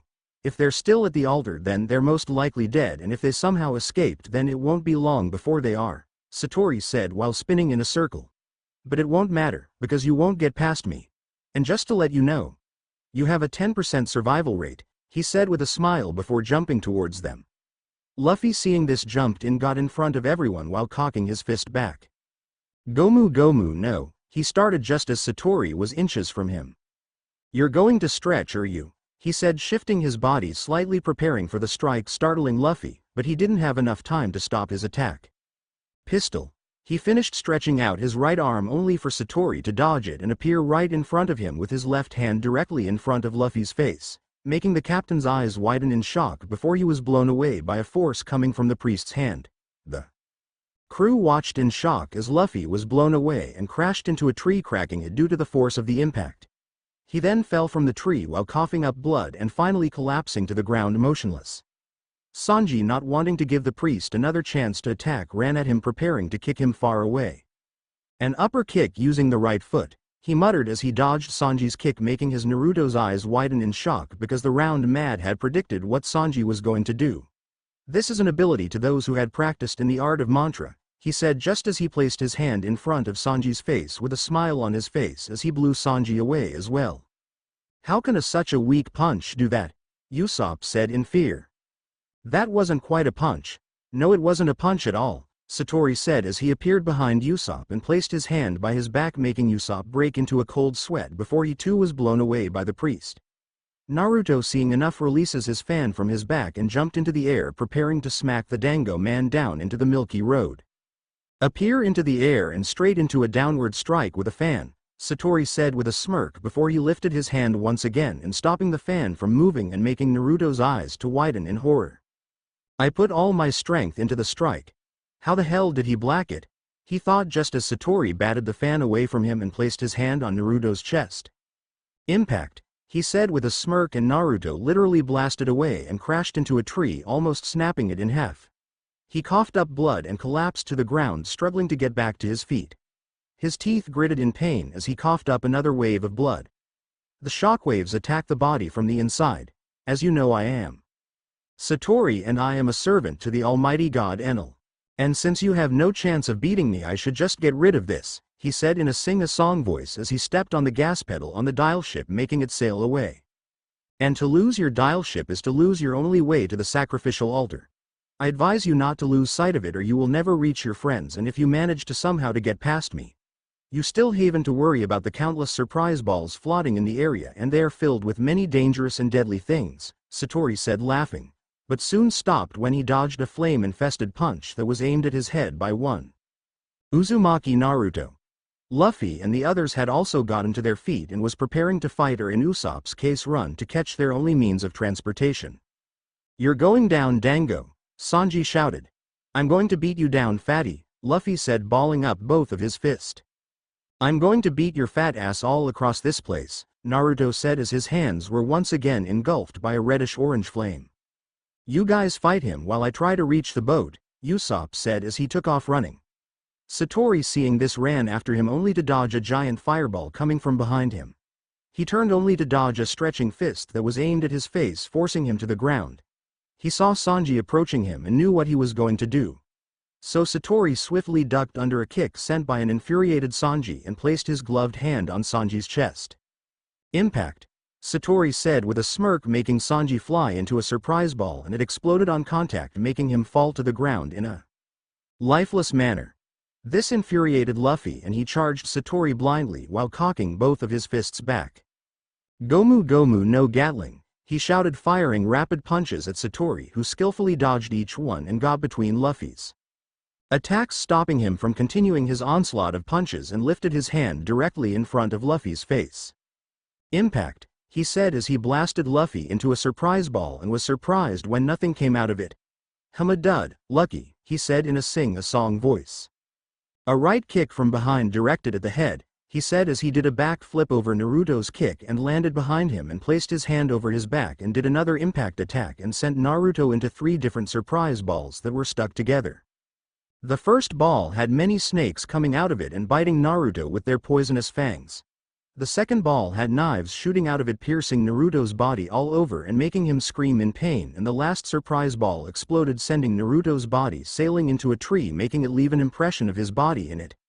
He coughed up some more blood and he was steadily losing consciousness, before he heard 2 voices shouting from within him. Get up and fight, Naruto, Kyuubi snarled from her cage. Fight, Naruto-kun, Shia roared from within her domain. If I even think you're giving up or going to lose, I will take over this battle for you. The overgrown fleabag is right, and besides, Naruto, you're stronger than this. Now get up and fight, Shia shouted, making Naruto's right arm pulse with power. Naruto nodded his head mentally and slowly closed his eyes and snapped them open a second later, revealing his Dujutsu, the Darkness Eye. He saw Satori jumping from ball to ball, gaining on Usopp and Sanji, who was trying to catch their boat. He saw Luffy slowly getting back to his feet and breaking into a sprint to catch up with the priest and his crewmates. Naruto felt his wounds healing and took off after Luffy and the others while using some chakra to increase his speed. He reached Satori a few minutes later just in time to see Luffy get thrown away by the laughing priest. The priest soon stops laughing when he sees Naruto rushing him and knew exactly what to suspect. A backhand going across the face followed up with a high kick, and like her predicted, Naruto did what he said and dodged them effortlessly, but was shocked when he felt a searing pain coming from his gut. He looked down to see a flaming fist in his gut and he slowly backed away from the flaming fist, but due to his shock he wasn't prepared for the attack that hit him in his back. Gomu Gomu no pistol! Luffy cried as he punched Satori in his back, sending him into a tree and cracking it on impact. Luffy put himself back on guard just in case Satori got back up and Naruto mimicked his actions. Hey Luffy, when this fat ass gets back up let's double team him, since I doubt that mantra stuff could work against two opponents at the same time, Naruto explained as he went through a few hand seals and his hands was covered in a mini whirlwind. Luffy noticed this action and refrained from asking him what it did, but just nodded his head. And after waiting for a few seconds longer, Satori got back to his feet while wiping the blood from his mouth. It seems like playtime is over, he said with a frown, and was no longer smiling. He then jumped on a nearby surprise ball and kicked it towards Luffy and Naruto and continued to kick and punch more and more towards the two pirates. They both saw them coming and jumped out the way to avoid the explosions, snakes, swords, poison and other things coming from the surprise balls. Naruto and Luffy both shared a glance and then glared at Satori while speaking at the same time. No more games, Naruto said, raising his right hand into the air, and a swirling black ball of chakra appeared in it with his eyes glowing in eerie black. It's over, Dango man, Luffy said as he stretched his fist back as far as he could. Gomu Gomu no, Ensatsu, both Naruto and Luffy said in unison as Luffy suddenly brought his fist back, heading it on a crash course towards the still shaken Satori. Once Luffy's wrist appeared in Naruto's vision, he grabbed it while being pulled towards Satori at high speeds. Before Satori had a chance to react, he was suddenly hit with the two pirates' two attacks. Pistol, Rasengan, Renden, they shouted in unison as Luffy's punch connected with Satori's chest, making him fly back into a tree, and Naruto was propelled towards the bleeding priest and thrust his Rasengan into his chest, making him catch on fire and spiral through the multiple trees. Naruto landed on his feet and gave him Captain the Nice Guy pose, which Luffy replied with his trademark goofy smile. Naruto then suddenly remembered Sanji and Usopp and their lost boat and his fan. Luffy, we have to find Sanji, Usopp, the boat, and my fan, Naruto said in a panic, and before Luffy could join him they heard a voice from the Milky Road. No need, Sanji and I are right here and your fan is right here on the ship, Naruto, Usopp said, waving his arms so they could see him. Sanji looked down at them with his cigarette in his mouth and looked at the damage the two of them had caused and whistled. So how do the two of you plan on getting up here? Sanji asked, and the blinked when he saw Luffy stretch his arm out and grab onto the ship, causing his, Usopp's and Naruto's eyes to widen horror. Luffy, don't do you dare, Naruto said, slowly backing away from his grinning captain, while also temporarily forgetting that he was a ninja and knew a jutsu that could simply get him away from his captain or onto their small ship. He then watched as Luffy stretched and wrapped his arm around his waist and smiled an even bigger smile as he made both of them crash into the ship. Yes, they were definitely going to get Luffy back for this, but for now they had to find Nami and the others and hope they made it there in time. Unknown to them, Nami, Ray, Zoro, Robin, and Chopper were fighting their own battles. Sorry for the long wait, but I've been busy on different stories and different story ideas. Yeah, I know I should at least finish one of my works before trying to write another story, but if I don't write it down and I will end up losing it and then I will be depressed and or pissed for days. But that's beside the point at the moment, and just want to let you know on a few things. Yes, Nami had the Jagan Eye. The same Jagan that Hiei had. From Yu Yu Hakusho, and she had all of its abilities along with a few more that you will all find about later. Now about the interaction between Nami, Dark Nami, and Miyu the Lightning Dragon. Oh, I don't actually know what to say about that, but for the sake of my story let's just say that all dragon demons are very sensual and sexual creatures, and their need for sex is on a level much higher than normal demons and humans. And yes, some of you may be wondering who will be fighting Nami. It will be a stupid fool who will invoke the wrath of the Jagan. Some of you may also be thinking why Naruto got beat up so badly. It's simple really, Naruto wasn't prepared for the power of the impact dial. And if I did have him acting super powerful and Easily defeated Satori, it wouldn't have been too real. Plus you have to remember that the impact dial can absorb the force of a hit or strike and return it equally to that. And you also have to remember that Naruto tried to hit him with his giant battle fan at full force and he got the return damage to his insides, so his speed and everything else was reduced by a lot. Once again, that's besides the point. Now for the preview. Preview. I admit you're strong girl, but without that stupid freakish eye of yours, you would be nothing. You shouldn't have insulted the Jagan. Why is that, you orange bimbo? Because the Jagan has a mind of its own and it doesn't take too well to being insulted, and who am I to try to hold it back from having its revenge? What's is this power? This power is too powerful for me to control, and with the Jagan this angry I have no say in the matter. I believe my right arm will do. What are you doing? Now fear the power of the Jagan, have mercy. I don't think so. Now die. Jiao Ensatsu Kokuryuha. Ah. Now who's next? End preview. Yeah, I know it's strange, right? But it's all going to fall together soon. And also next chapter Isa has a confrontation with Rei and I wonder how that is going to turn out. But until then, remember to read and review, and maybe I'll update soon, but I probably won't due to me working on my other stories. On another note, my Otome Naruto crossover FIC should be out in a few days, along with a new chapter of his Destiny, True Chosen, and Ayumi no Kaito. So be prepared for them because I'm sure you're going to like them. Translation Kagehoku. Shadow Walk. Now so long and until next time. Chapter 5 Disclaimer. I do not own One Piece or Naruto. Thank you for your time, and now here is the story. Also please thank my beta Grumpy Winter for helping me with this chapter and for being me beta, of course. Now here is the story. Chapter. Nami and Rei had been walking together for an hour, and still haven't found any treasure or their friends yet. Rei sighed and leaned against a tree, not noticing that Nami hadn't noticed her stop and rest. After 10 minutes of resting, she gets back up and looks around for her orange-haired companion. She then came to a startling realization and frowned in frustration. Troublesome navigator, she thought in annoyance, and saw a blue beam heading directly towards her. She jumped out of the way and watched as the blue energy beam sliced right through the giant tree behind her. She blinked and turned her eyes to a girl holding a type of bazooka-looking gun in her hands. Her red eyes glared at Rei in anger, and she gripped her gun tightly in her hand. You don't belong on this land, Isa spoke with a heavy glare on her face. It's not like this troublesome place belongs to you. It belongs to all the Shandians. Now leave or I'll kill you. Rei ignored her and walked away, while melting into the shadows. Isa saw and felt her vanish. Then she felt the girl behind her. She rolled away and aimed her burn blade at her. Burn blade! She shouted and fired her bazooka-type gun at the surprised shinobi, and a larger explosion rocked the area. Nami! What was that explosion? She looked behind her and saw that Rei was nowhere in sight. She closed her eyes briefly and focused on her Jagan. She tried to feel for Rei's essence, but couldn't find her anywhere. She couldn't even locate her life force. That's when Nami came to a startling conclusion that frightened her to the core. Rei's dead.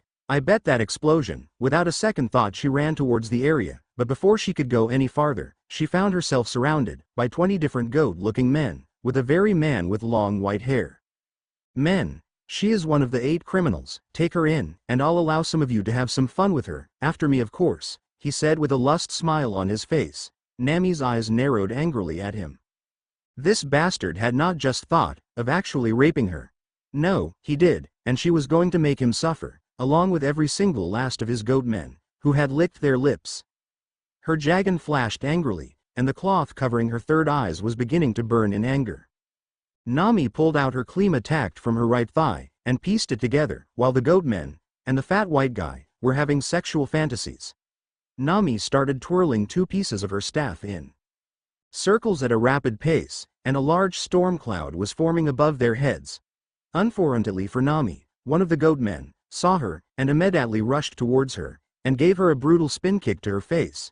She was sent sailing into a tree, and it cracked under the force of the hit. Nami coughed up some blood, but managed to get back to her feet. She glared angrily at the smirking goat man and his calm apnians. Oh, how she wished she could just blast the freak to shreds, and to answer her call. Her right arm pulsed with power, and a black electrical charge went through it. She grinned weakly, hoping what she was about to do would work. She unwarped the bandage on her arm a bit, to only where the head of the dragon was showing. She then pointed her hand at the smirking goatman, and placed her hand in a snapping position. I hope this works. Unknown to her, the dragon was glowing brightly as she focused her power through her right arm, and into her hand. She then snapped her fingers, and a blast of black lightning shot out of her fingers, and burnt the man into nothing. He fell to the ground dead. Oddly, she didn't feel any amount of regret over the fact she killed the goat bastard. Something inside of her told her, if she hadn't killed him, the man would have tried to kill her friends, rape her like the fat white-haired man wanted, or had done both. One less scum in the world. A faint voice spoke to her. At first she thought it was Miyu, but this voice sounded male. Reasons unknown to her, she agreed with the voice, Willer glaring at the startled goatman and the angry fat white-haired guy. You'll pay for that. The man spoke with iciness in his eyes. Men attack. The goatmen all charged at Nami at once, all with rage in their eyes. Reveal the dragon. This time Miyu's voice spoke to her, not needing to be told twice. She did what she was told. She grabbed the cloth on her head, and tore it off. The dragon was burning brightly, but the men didn't care. Sure, they were shocked, but that shock could lead to one's death. And the goat men weren't that stupid to allow themselves to be killed, like their comrade, that was just killed by the orange-haired demon. When one of the goat men reached Nami, she flipped out the way, and the dragon warned her of a few more surrounding her. She snapped her fingers at them, and took out 5 of them. The white-haired man snarled at her, and with speeds she thought that he didn't have, he appeared behind her, and smashed her in the back of her head. She was sent crashing to the ground in a loud thud. She felt a few of her ribs crack under the force of the crash. She closed her eyes, in pain, but the dragon remained open and it was glaring fiercely at the white-haired man. I admit you're strong, girl, but without that stupid freakish eye of yours, you would be nothing. The white-haired man named Obi laughed as he said this. The dragon burned brightly at this, and the eye turned angry gold color. Her hair spiked up, and had black electrical currents shooting out of it. Nami then stood up with no problems, surpassing all present. When she opened her eyes, they were no longer red, but gold with slits in the iris. You shouldn't have insulted the dragon, she spoke calmly, while trying to control her burning body. Obi just sneered at Nami in distaste and annoyance, not even bothered by her transformation. Why is that, you orange bimbo? Amy shook her head, with a sadistic smile appearing on her face, and frightening the men further, insulting Obi. Because the dragon has a mind of its own. It does it take kindly to being insulted, and who am I to try to hold it from having its revenge? She asked as her body was surrounded by a black aura that was felt all through upper yard. She slowly began unwrapping the rest of the bandage covering her right arm. The bandage then blew away in the wind, and her arm revealed a black dragon tattoo on it. Her arm was then covered in a black flame, and all life surrounding the area fled, except for Obi and his goat men. What is this power? Obi asked as he felt Ho's body frozen in shock. He saw fangs appearing out of Nami's mouth, and knew that he should have avoided this girl when he had the chance. This power is too powerful for me to control. With the dragon this angry, I have no say in the matter. I believe my right arm will do, she said as she closed her fist, and the black flame vanished from her arm completely, but something was wrong. Everyone in the area could feel it. What are you doing? Nami just glared at Obi in annoyance, with a deathly smirk appearing on her face. Now fear the power of the dragon, she shouted, and reared her fist back preparing to kill the man in front of her. Have mercy, Obi begged, but Nami only gave him a look of disgust. I don't think so, now die, she shouted, and punched forward releasing a black dragon from her fist, with her arm burning with raw power. Jiao Ensatsu Kokuryuha. The black dragon sailed towards the frightened man. Obi screamed as it collided with his body, and sailed past 10 of his men, burning them to a crisp as it went past them. The dragon then slammed into a tree, leaving nothing but the imprint of the man in it. As the attack died down, Nami's whole right hand was burnt to a crisp. She winced in pain as she attempted to move it. Sighing, she gave up on trying for now. Her left hand, now claw, was still movable, and she glared at the remaining goatmen, with bloodlust rolling off of her in waves. Now who's next? She snarled with a manic glint in her eye, before rushing at the frightened goatmen. deep within her right arm.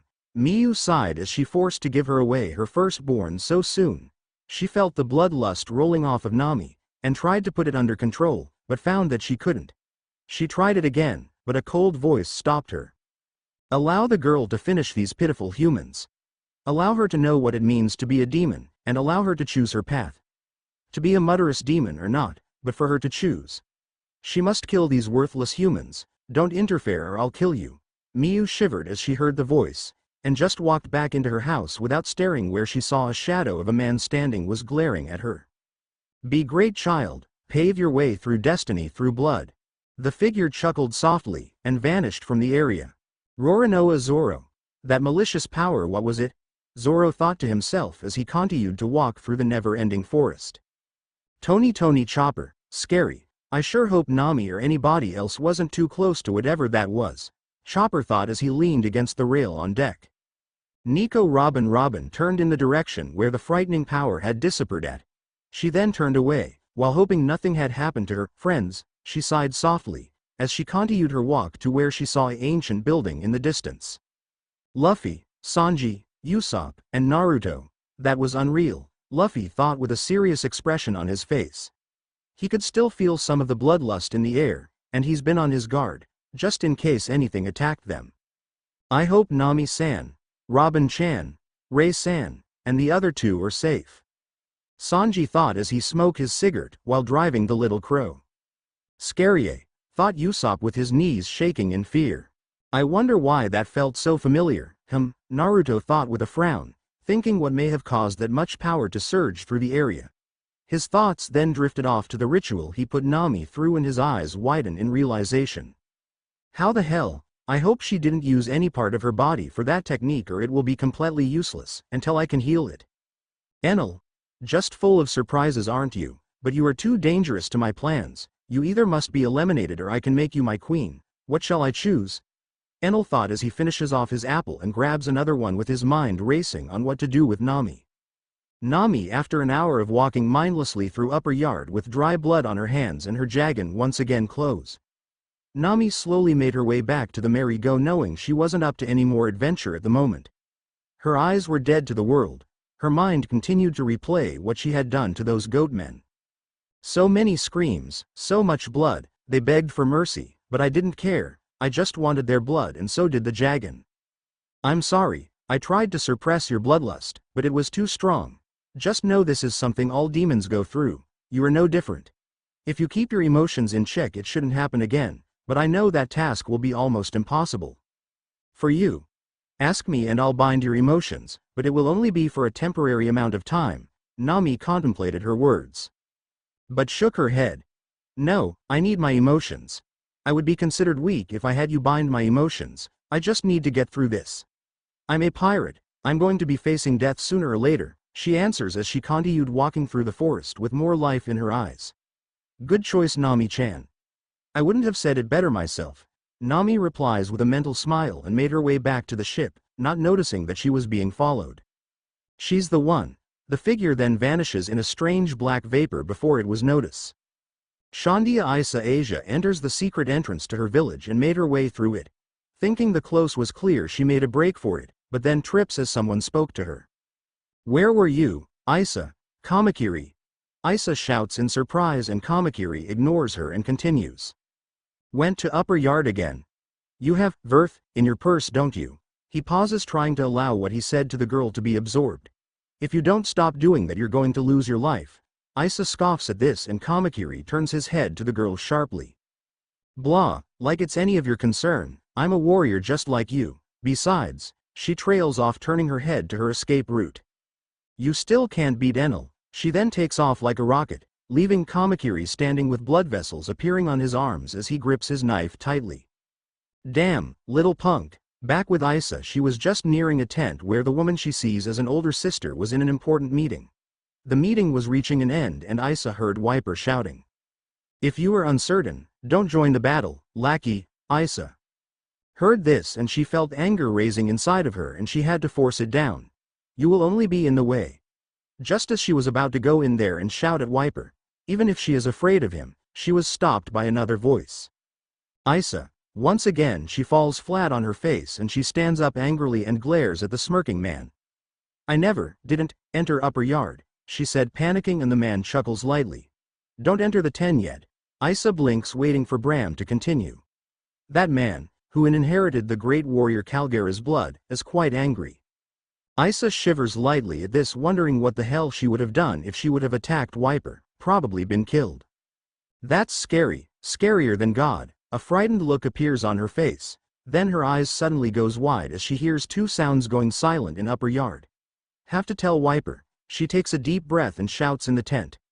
"Wiper, lackey, guys," she shouts, and in an instant all the Shandian warriors stepped out of the tent.